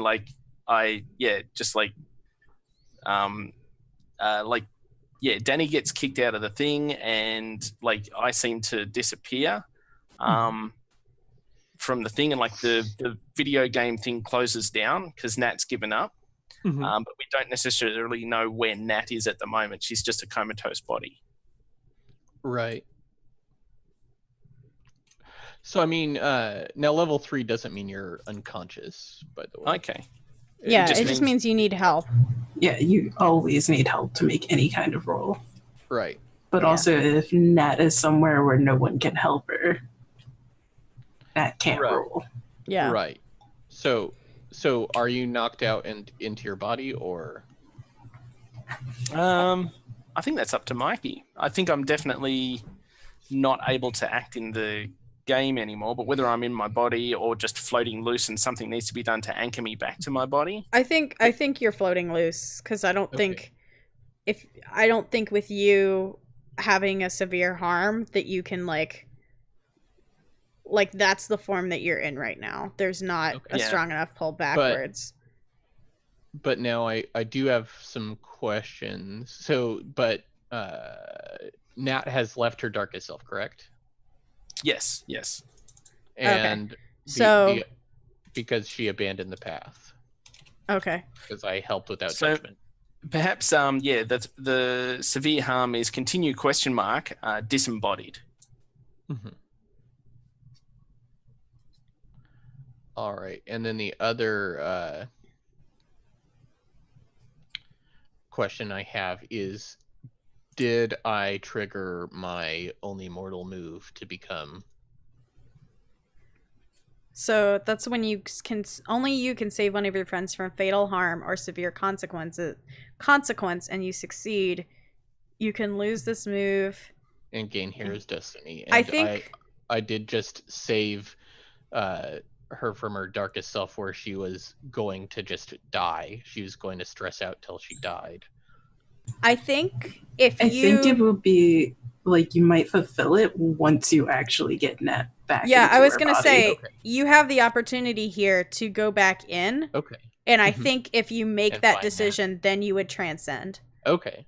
Yeah, if I can go back in and find Nat. Yeah. When I see Nat's not conscious, I try and open the game and like search programs for Nat to try and Or bring does that Danny go to, like, Danny's got the mask there. Do you Mhm. like put the mask on to sort of like Mm, reach out or empathize Yeah. with Nat? yeah, I think that makes a lot of sense. Yeah, I think I put the mask on, and the mask shifts shape to look like Nat, and I see all the things that Nat's been feeling and thinking, and try and empathize with Nat in order Yeah, to I like that. bring her back out of the ether. So let's roll an empathize roll. Come on, Danny, open up. You die in the game, you die for Right. real. Yeah. I mean, kinda. Is this still desperate, or? I think if you're transcending, it gets bumped up in effect to risky, like it would be desperate, but in Okay. position. Sorry. Yeah, and then what's the effect? I think standard, risky standard. All right, and then why did it do that? My mouse has been doing a weird thing where it just double clicks on its own instead of single clicking. Aw, jeez. It's really annoying me. Now, our playbook, we've got oh no, we didn't end up taking Hope in Darkness yet. No, Cool. but I get to take a new special ability from one of the other playbooks, and I've had some thoughts on that. And I was thinking of taking one from the Time Traveler. I was thinking of taking Ooh. on the other side of time. Yeah, I like Uh, that thematically.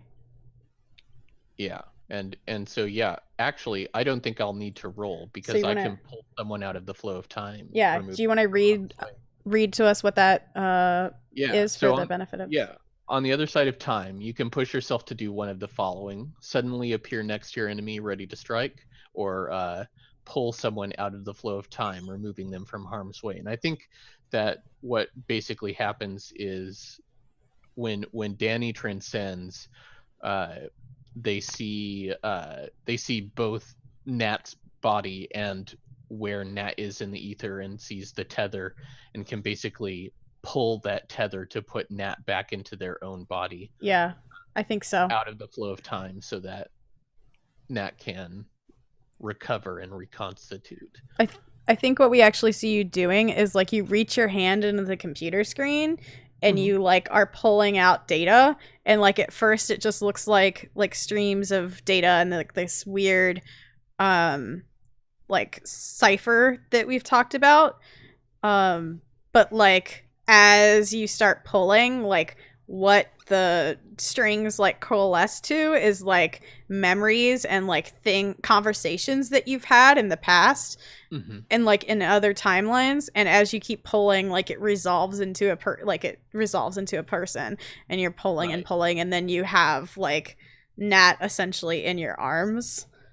Yeah, and what but also like as this is happening,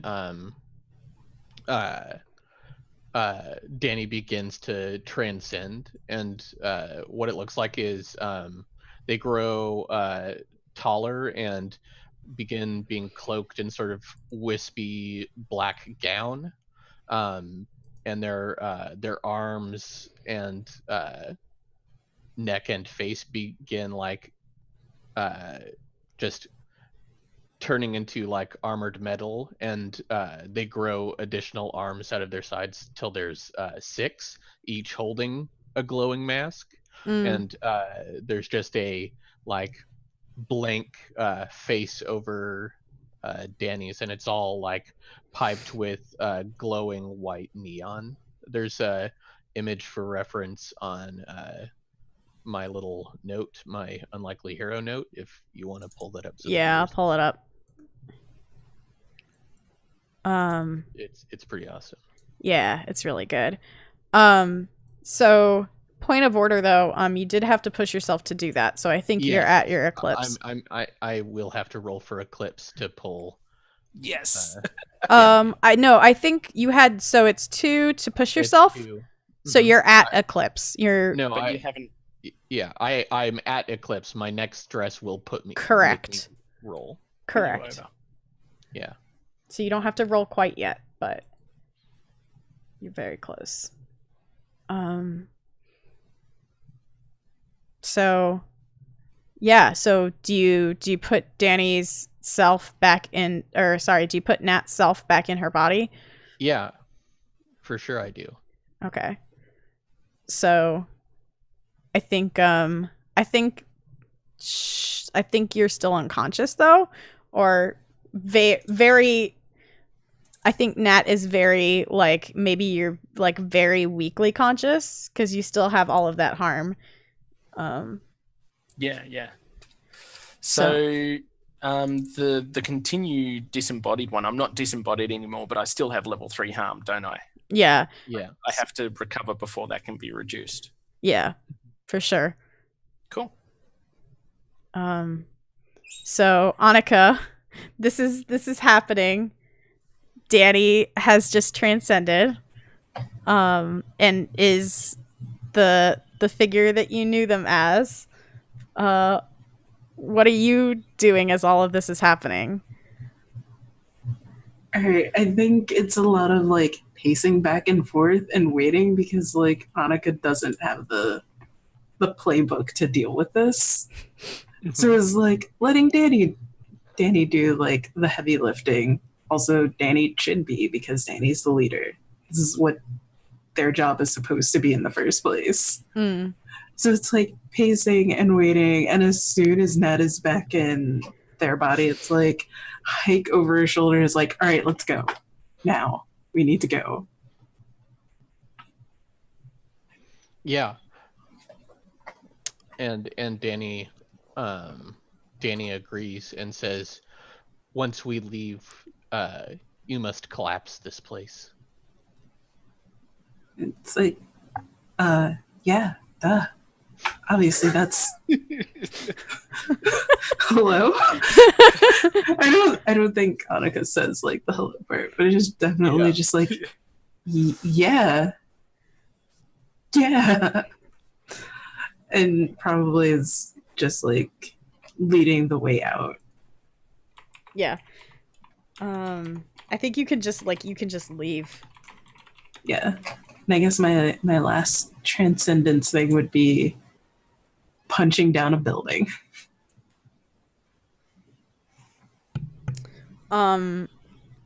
Fictionally, do you think Danny would help with that at all? Yeah, I think so. Or Okay. you can decide if you would allow Danny to help. I mean, Danny's right there. Like, Mhm. it's more a question to you of like, does Danny help Annika, or is Danny just directing? Like, I don't know. I think Annika actually hands over Nat and is like, you can probably carry her now. Oh Head yeah. out and I'll meet you back. Now that I have Yeah. like 6 arms. Yeah. It's like, yeah, you can probably carry them now. And I don't think it hits Annika that it's like, haha, that's funny. It's like, no, like you've transcended. That's you your- now have that's your access to your power. Yeah. Like, yeah. All right, go ahead and make me that defy roll. Okay. Let's see. So what would the position and effect be? I think it's controlled great. Okay. So it's controlled standard because I Yeah. have to reduce effect. Yep. And I lost the little window. Okay. And then I get 3 dice.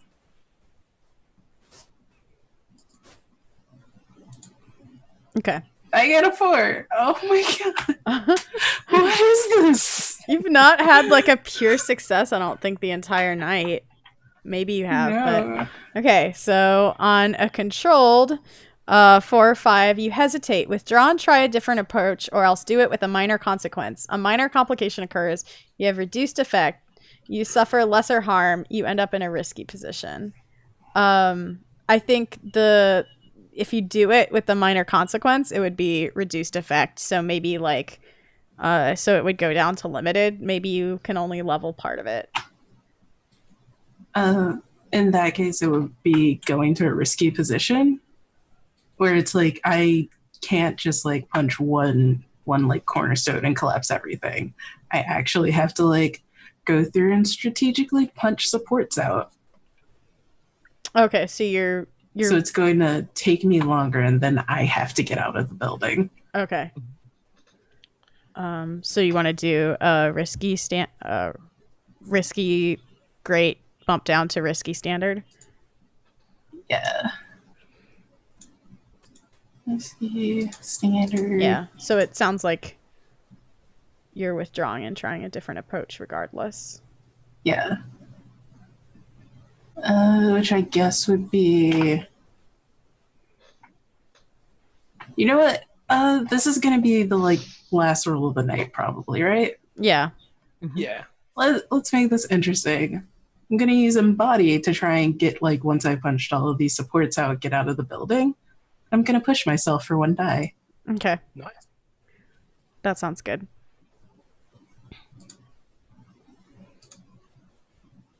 Finally! Nice. Finally! All right. Oh, that does puts me in Eclipse though. It's okay. We're almost done. This is the last roll of the This is the mission. last. Yeah. We're at the end of the mission anyway. Get to roll to see if you Let's see. So Yeah. you like, I think like what happens is like you like, okay, this isn't gonna work. So like you fly through like all of the supports that like you fly through like and try to like take the entire like row of buildings out with like a flying magical girl punch.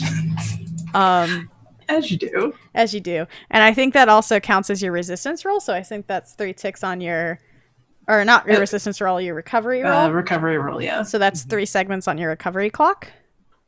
Which fills it, which means I'm fine. Nice. Nice. As I potentially fall to darkness. Which And if you fall to darkness, we're screwed because your rival's unconscious. Well, it doesn't matter anyway because now that we're done with the mission, all of that goes away. I don't know if falling to darkness does though. Falling to darkness does not go away. No, Yeah. no, but you're back from darkness. and you didn't take any stress, did you? No, I didn't actually roll it yet. It Oh. was just my action. That's what we're saying. That yeah. Yep. Oh, did you take stress to go past your eclipse? Yeah. Yes. Oh, okay, you did. sorry. I had to Oh, okay. for one die Oh, so jeez. that I could even get that roll. Yeah. Okay. Yeah. So go ahead and roll that 1d6. Is it just 1d6? Yeah. Or is it your... Well, Oh no, it's your lowest. resistance. Right. Yeah, which is 1. Sorry, it's getting late. I'm like, And you were technically right. It's fine.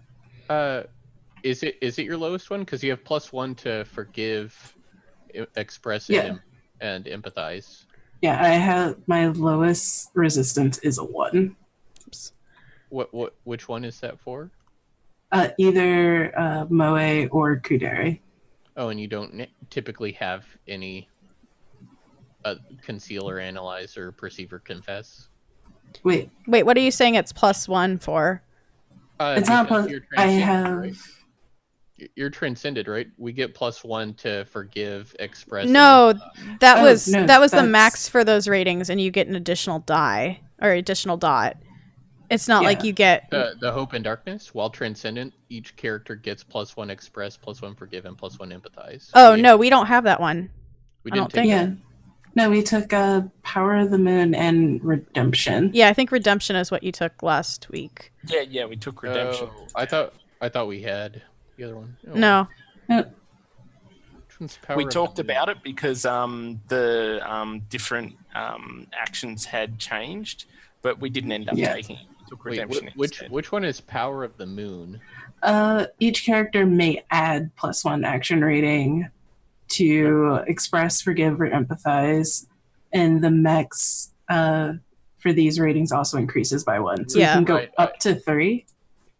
And I added 1 dot in. But what is Something. that? So that's just a crew ability that we have. What is Yeah. Yeah. our transcendent ability? Tireless. Your first. That's the Oh, recovery roll okay. one. Yeah. Duh. Yeah. I thought we had both of those. Nope. Lame. It's alright. Bad magical girls. All We're right. great magical girls. We just did the thing we aimed to do. All right. We just So have to, you know. that was okay. So that's your darkness roll. Yep, I got a 4. On a 4 through 5, another member of the crew can push themselves to keep you from succumbing to darkness. If not, treat as a 1 through 3 result. And there's Well- no one here to push themselves. I can push myself to help you, but then I have to roll my eclipse.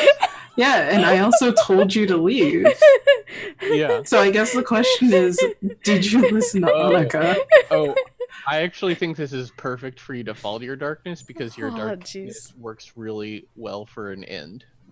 Yeah. Like for our last adventure, because like me going to my darkness would be a lame ending, but you facing all the darkness on your own forever is pretty great. Yeah. Yeah. So read us your eclipse prompt. Okay. You have seen too much of the darkness, and there is no hope for redemption. You are tainted by all that you know, and all that you've done. You have to banish the darkness from the world now, alone, before others are tainted like you. You can only escape the darkness when you see your rival has their own demons they struggle with, and the two of you accomplish something together, despite your differences. And then you choose a new rival. Oh God. So do we like Danny tells you to destroy these buildings, you do, and then do you just like look at it like as you look like over your shoulder and then walk away in the opposite direction from where Danny is? I think it's like Danny is said to destroy the buildings, and Annika does. But I think what happens, like the ending thing, is that while Danny's carrying Nat away, you hear like a pop, an escape of gas, and then there's just a fireball that explodes at that site. So you're like setting things on fire also? I mean, it just conveniently exploded. Look, I don't make the rules. Oh my God. All right. So, And I think love it just it leaves it open. Like you don't know what happened to Annika. Or maybe it's not even that like that something explodes. It's maybe like you just like you do that and then you stand there and then you open your hand and there's a fireball in it, like you're getting ready to hurl it, Maybe. Or do you want something But I to like the explode? idea of punching through a gas main and making everything Oh, explode. oh, I see what you're saying. Yeah. Okay. Have you never heard gas escaping? No, you didn't. I guess that's you didn't a say that you were terrifying thing punching to a hear. main. You didn't say you were punching a main. Yeah, So I was I'm gonna like, punch through a gas main Does your darkness self gain firepower? Like, I don't know. Okay. I love I the think- idea that there's a movie special that came out like a year or two after the finish of the series that actually had the Well, we're not Nat. quite done yet. Yeah. Uh, There's still a little bit. yeah. So that's the last. There's also Fallout. Yeah, that's what I'm gonna do right now because I'm very specific. Depending on what happens here, I have ideas for the scenes that we see. Okay. Yeah. So the track advances by one segment. So this is the darkness hunts you. After every mission, the darkness continues to close in on the crew, regardless of the mission's outcome. The track advances by one segment plus one more for each of the following criteria. The darkness agenda move forward. Someone fell to darkness. So I think I don't want to double dip. Darkness, a yes or no, or is it for everyone that falls to darkness? I have only seen it done as a yes or no. It's kind of like, did someone die? Yeah. If multiple people die, then it's still the same heat result in Blades. Right. Yeah. Yeah, because this is basically analogous to heat. So one, someone fell to darkness. Yes. The crew came closer to its destiny. Yes. I think. I don't know if the darkness's agenda moved forward or not, but because people falling to darkness is good for the darkness, but you also, I don't want to double dip there. So yeah, I feel like it's no. The darkness's agenda just moves sideways instead of using Jason Thorne as a pawn. It's now potentially Annika. Yeah, but you aren't you haven't succumbed yet. Because that would be the end of your track. Yeah. The end of your, if you ran out of stress. Okay. So, boop, boop, boop, boop, boop. End of mission procedure. Evaluate that. All eligible PCs erase all stress from their sheet, erase all unspent links, and reset their transcendence tracks. I don't think Annika's allowed to. Yeah. But everyone else does. So I'm going to roll Fallout. Because depending on what happens, I have things that... Okay, so the darkness is now tier 2. So I'm going to roll 1d6. And that's a 4. So that's a friend in peril. So I think we do have, I'm going to... I want this scene to happen, so I'm just gonna make it happen because this is perfect. So I think we see Jace, there's a board meeting, the sun is shining again, and Jason Thorne walks in, and there's it's sunny, but there's a face that's at the head of the table, there's shades around that person, and their face is in shadow, and we hear a booming voice that's you have failed to acquire the artifact, correct? And he's like, yes, I did. And then it's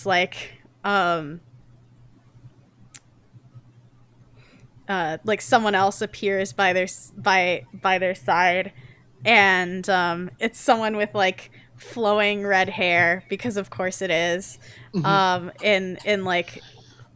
a business suit, and they're take care of him, take him out of my sight, and find the one that and bring her to our side. She would make an excellent ally if we can bring her into our clutches. And so I think that guy, we see the red flowing hair, and I think we have a scene of a deal just working out, and he's kidnapped, and that's how that ends, because I think that's perfect. They're gonna use him, they would use him as bait in the OVA. Yep. So that's that. And so to do XP to find out how much we would have gotten or did get. So I think first off, you get XP for your claim an object of power. So that's 1. At the end of the session, for each item below, mark 1 XP, or if an item occurred multiple times, mark 2 XP. Successfully carry out a mission, so I think like that's another XP. Confront the oppression as established and comfort those who suffer. I think that happened multiple times, because mostly by Danny. Yeah. Because you both convinced that Jason Thorne. yeah. I think like if we did continue, I think we have a scene of like Jason. Actually, I think we do have one more final scene. I think we have a scene of like you like walking into the diner one day and Jason's like there sipping coffee. And Ooh, I have something to add. what? His tie is undone. He's not wearing the suit jacket, and Yeah. there's like a slip of folded paper under the coffee saucer. Yeah. I like that. Yeah. And he's just there, so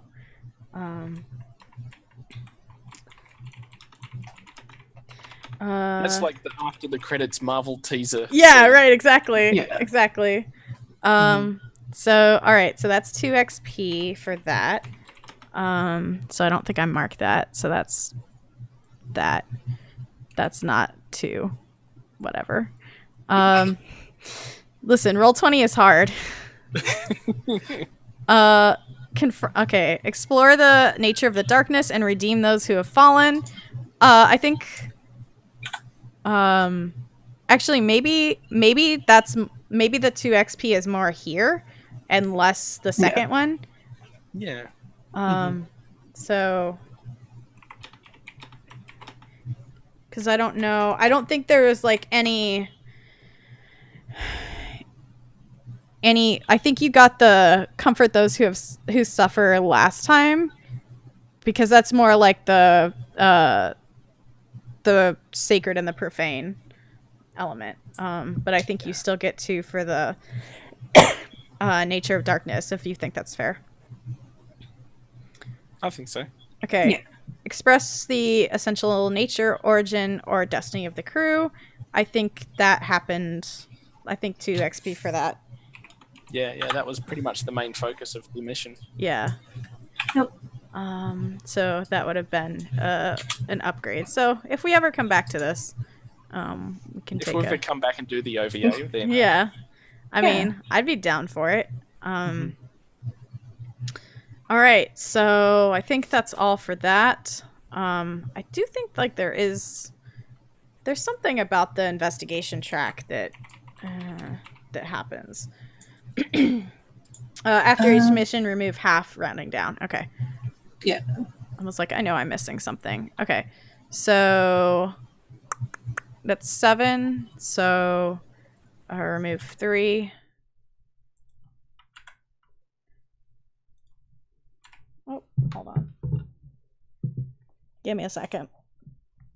My headset died. This is a good thing to happen during the stream.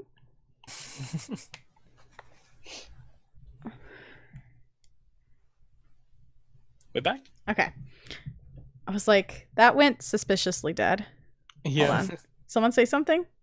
Hello. Yeah. Are we good? Hello? Nope. Must be Okay. waiting for some change. All right. Good. I'm back. Okay. I'm sorry about that. All right. So, Danny. Yeah. So I addressed the challenge with compassion or honesty. I don't know about that one. Yeah, no, I think I earned 2 for that, because Yeah. that's like all I did was express myself honestly and forgive people for being awful. Yeah. Yeah, so 2 for that. I think 2 for... Express beliefs, drives, role, or background. Yeah, I think so. Like, my sort of blind hunt for the mask when I saw it just ran. I mean, I already earned an XP for going into danger foolishly, so but also like finally figuring out who I am and transcending, as well as like being the person to like bring Nat back into the fold again. Sort of that repetition of history, I think, gets me. Yeah. Yeah. I think that's definitely two. I mean, we had no obligation, so I didn't struggle from Yeah. anything like that. And then I played towards my promise or darkness. Yeah, I played. I played pretty heavily into my my impossible promise. I discovered who I was. Like, I've been reunited with that. Like, I've completely fulfilled my impossible promise. Yeah. I think both. I would say two there, because your other promise is to be there for to be well, and yeah, I was there. Like, I stopped Annika taking harm from that guy. I was there for her there. So yeah. Sure. I think that's 6 in total. Yeah, 6. So I from all my desperate rolls and the 1 XP I got for going in, I was able to get a new Tsundere die for Defy. Nice. And then I'll put the rest of this into Kudere, which gets me another dot in Empathize. Nice. Nice. All right. So I now have a Defy and 2 Empathize. All right, Nat. You addressed a challenge with knowledge or subtlety. I think 2 there. Yeah. I went into the computer a couple of times. Not necessarily saying I was successful at it, but I definitely went for it. Yeah. Yeah. You expressed your beliefs, drives, role, or background. I think 2 for that as well.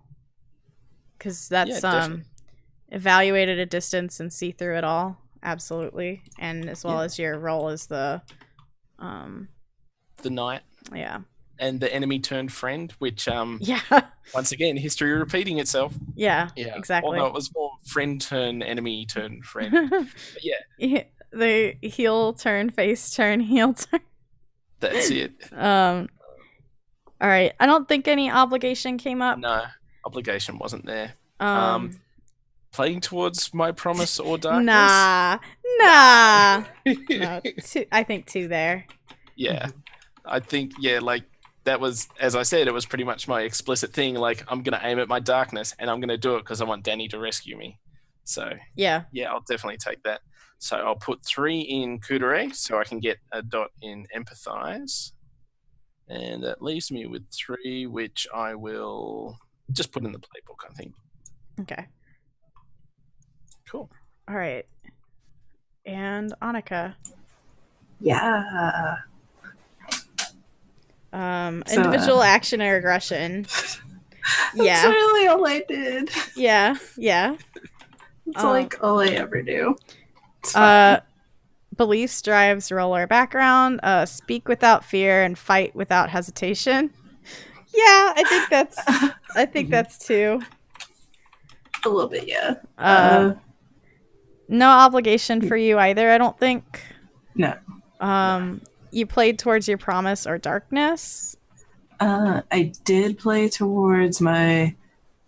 I mean, I didn't play towards this promise, but I just kind of let it happen. Where I'll get Nat to be able to function on her own without Danny's guidance. Yeah, I mean, I think you as a player did.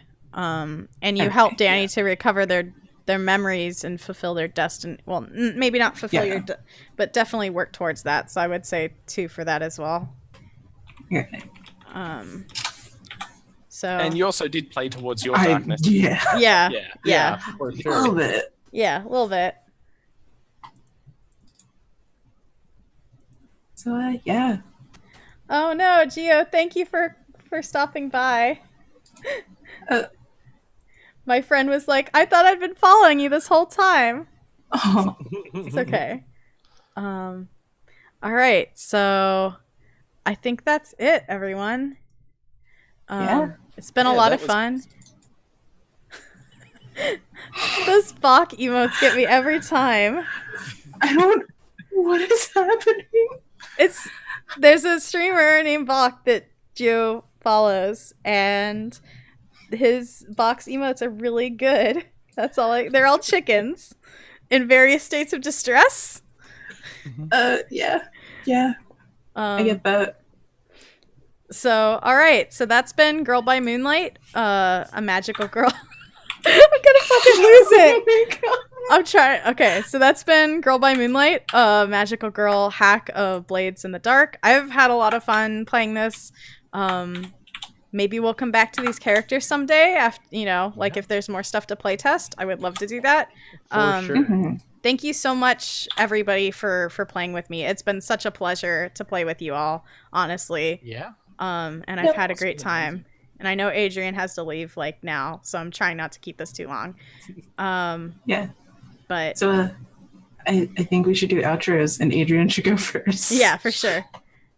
Yeah, look, thanks for having me on. This has been an absolute blast. I got to say that when you commit to leaning into your stress and eclipse track, the game just opens up so much. Oh. You can Yeah, really for see sure. Drew's intent there of sort of like aim for this stuff. Just jump into that big black hole and just go all the way down to the bottom.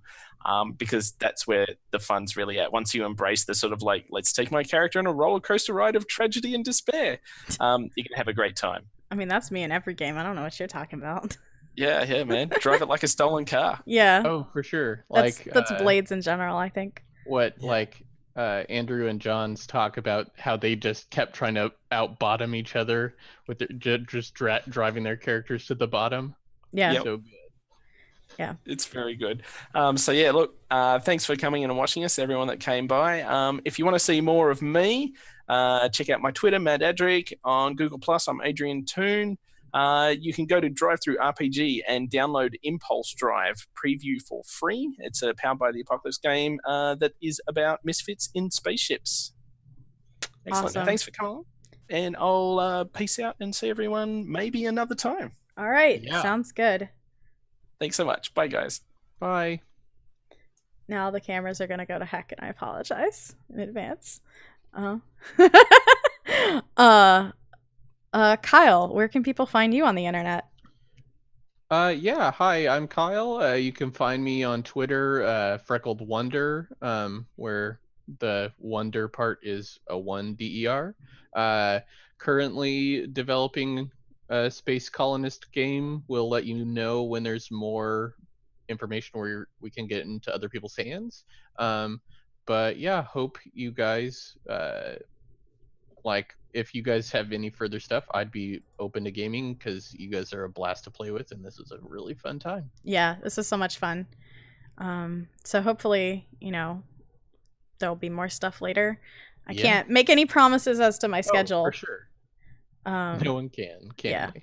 But no, it's been a blast. Yeah. And Mads, where can people find you on the internet? So I'm Mads. You can find me on Twitter at MadPiro. It's like peer and rot, except not at all and more French. Mad Pierrot. What does that mean? I mean, I'm surprised no one has asked me that yet, but whatever. It's fine. It's fine. There's always a time. So I also make games. I am currently working on a Blades in the Dark hack called Misbehavin'. It's a Prohibition-era urban fantasy. You can get it right now on DriveThruRPG or on itch.io. You can just look for Mad Pro or Misbehavin' on either, and you should be able to find it. Yeah. Or Patreon. Patreon is a thing that I have, where you'll also be able to find it. Yeah, I'm hoping we can get a playtest for that at some point. Yeah, or multiple playtests. Just one. Just do one this time. Yeah. But yeah, anytime I'm open to playtesting it, because I have a very bad habit of just releasing games without having playtested it.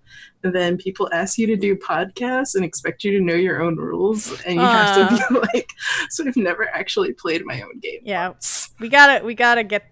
If I have to organize that, I will. Oh, for sure. I'd be so down for Misbehavin'. Yeah. Sweet. Yeah, so I just gotta figure it out because we got other stuff coming up in October. So Yeah, many things. so many things. Oh yeah, and that's the other thing. You can catch me at TwitchCon. Yeah, I'll be there. we're going. Mads made I it can't happen. yeah. I can't sign copies of Misbehaving because they're all digital right now, but let's pretend that I can. Can you sign my iPad? Yeah, Sure. Or we Yeah. can just come with it printed out. Yeah, just print all of it out. I mean, as soon as you print it, I'll probably release a new copy, like new version. It'll be fine. Yeah. As for me, you can find me here. This is my channel. Or you can find me on Twitter at quantum. If you're watching the VOD of this that I eventually get up, this channel is twitch.tv/quantum. I'm also working on a Blades hack that I want to get playtestable soon, and I hope to release soon. I gotta get my Patreon all set up, because I think what I'm gonna do, I really like the early access stuff that Mads has been doing, so I would like to do it there so that people can get it for free eventually, so that they can playtest it. But I gotta get a lot of mechanics sorted out before I can do that. So, and that's a Style and Spades. It's a Saints Row and like wacky crime inspired Blades hack. So hopefully now that like Girl by Moonlight's wrapping up, I can go back to working on that a little bit. So yeah, thanks everyone so much. I really appreciate everyone stopping by, and anyone that's watched this or has watched this, and Andrew for making this amazing game. I've had so much fun. Yeah. All right. It's pretty great. See all of you. Have a wonderful night or wherever it is where you are. All right. Bye, everyone. Bye. Bye.